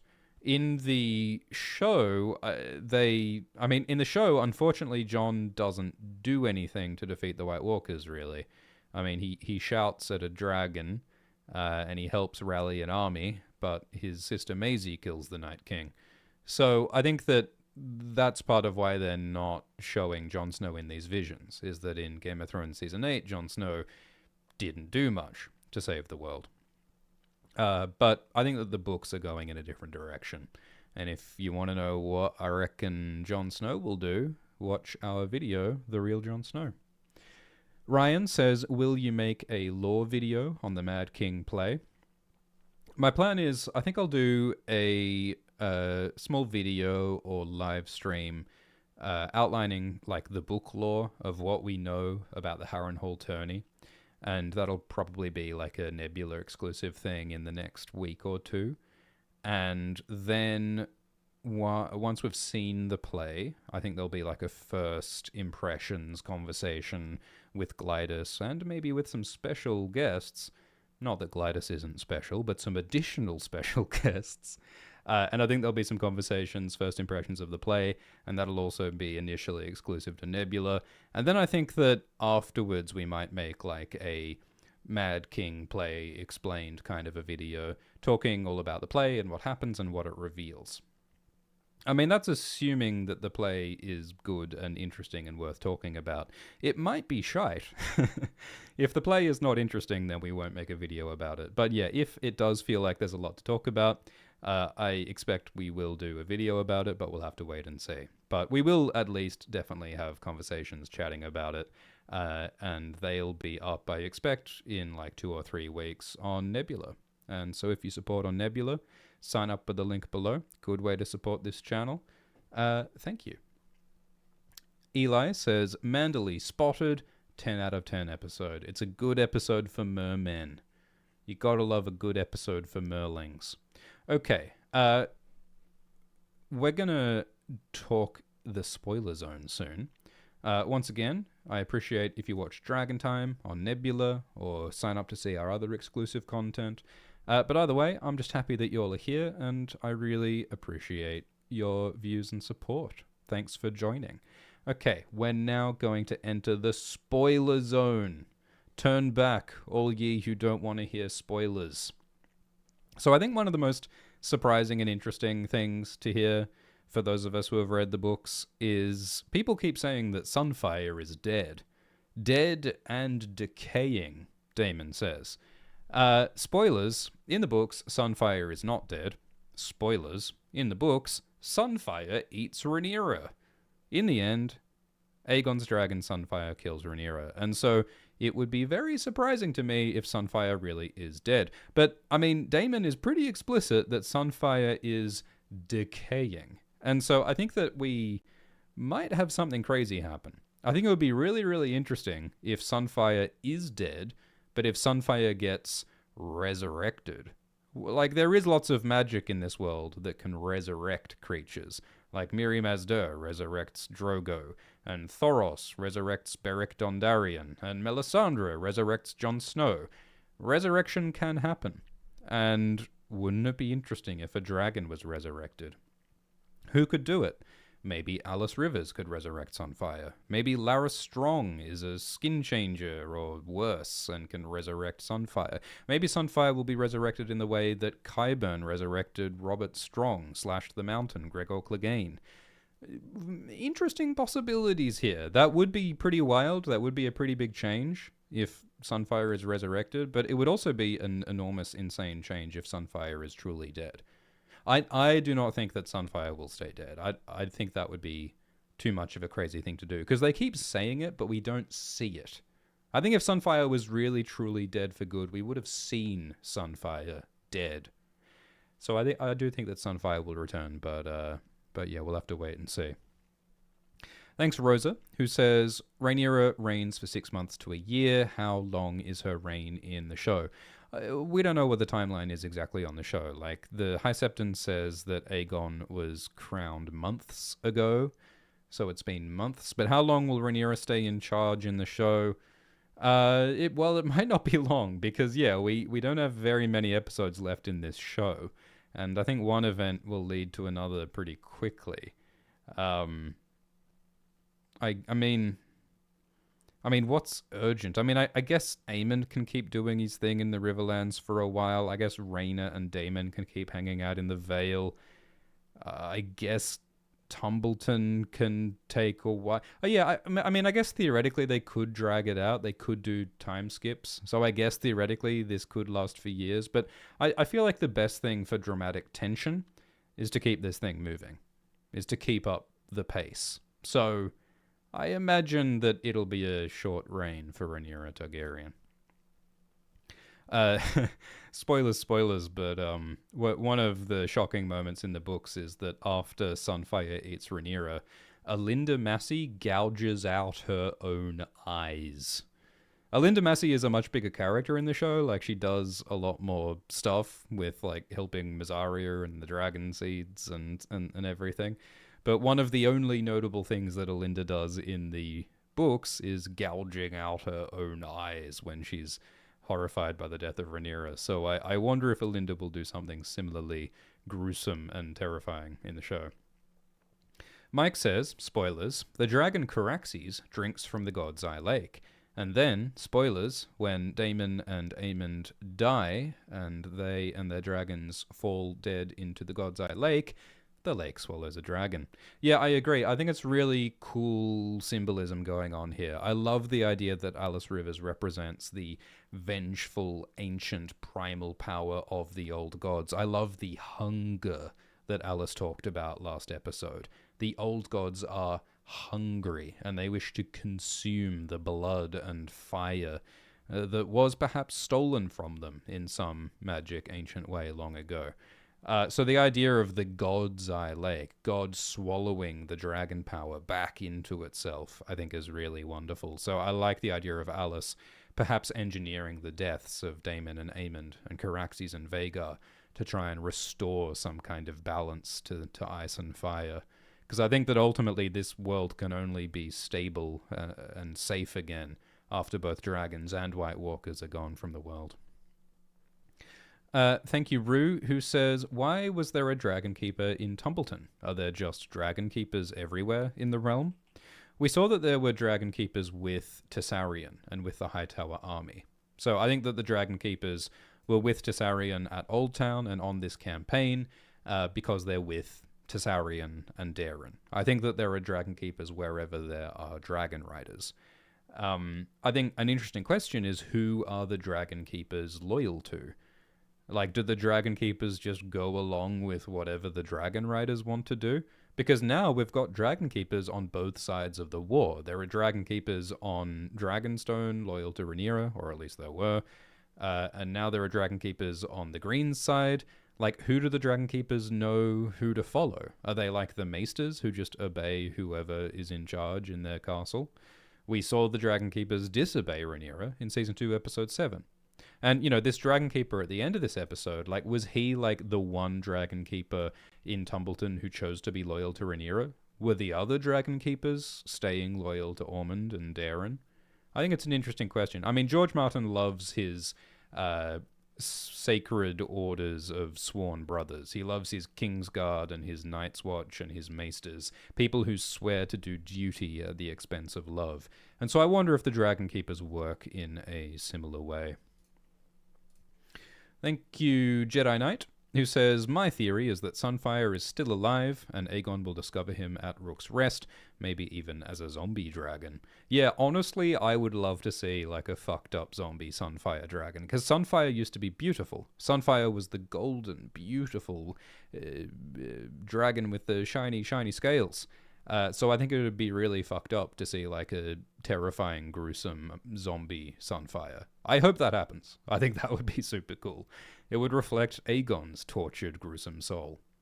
And there are shots in the trailers where we see Aegon looking up as something is descending upon him, and I think that those shots in the trailers are of Sunfire returning to Aegon. We talk about this, Swift and Glidus, on Dragon Time, discuss this in more detail.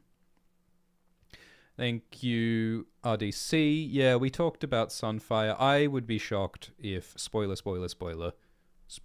I would be shocked if they don't include Sunfire eating Rhaenyra in the end. I mean, that they say that happens in Game of Thrones. Joffrey talks about it.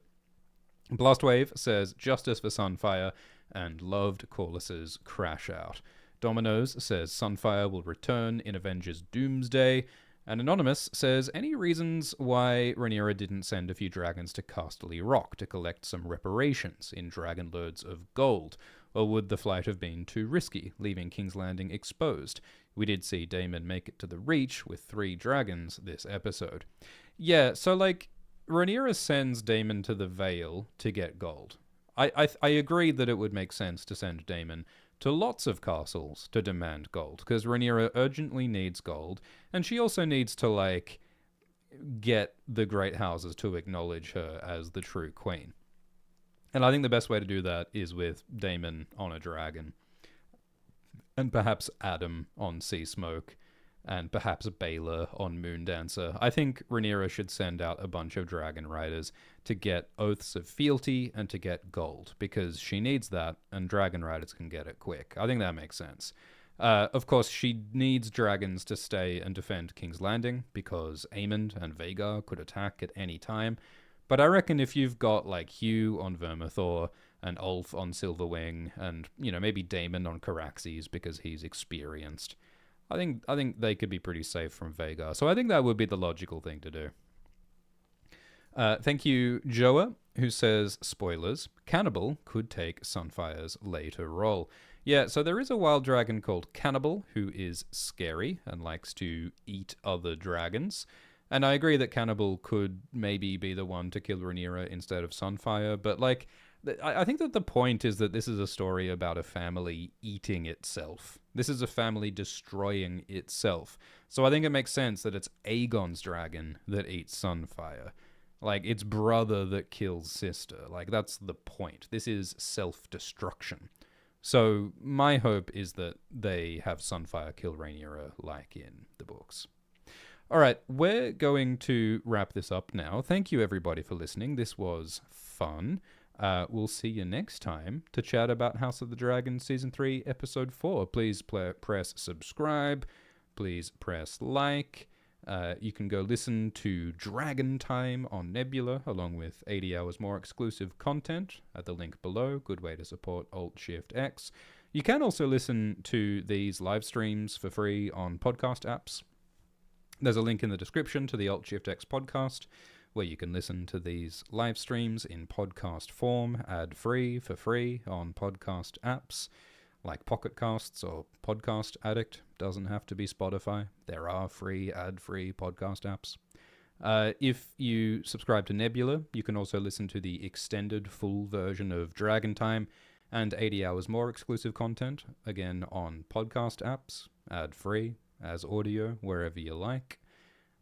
Might be a good option to listen to our content. But yeah, thank you so much for listening. I do appreciate it. And I'm excited to cover the Mad King play in Stratford soon. That's going to be really cool. It's possible we'll have to adjust the schedule of some of these live streams. So for the episode 5 and episode 6 live streams of season 3, we might have to delay those live streams a little bit. I'll let you all know how the schedule might change.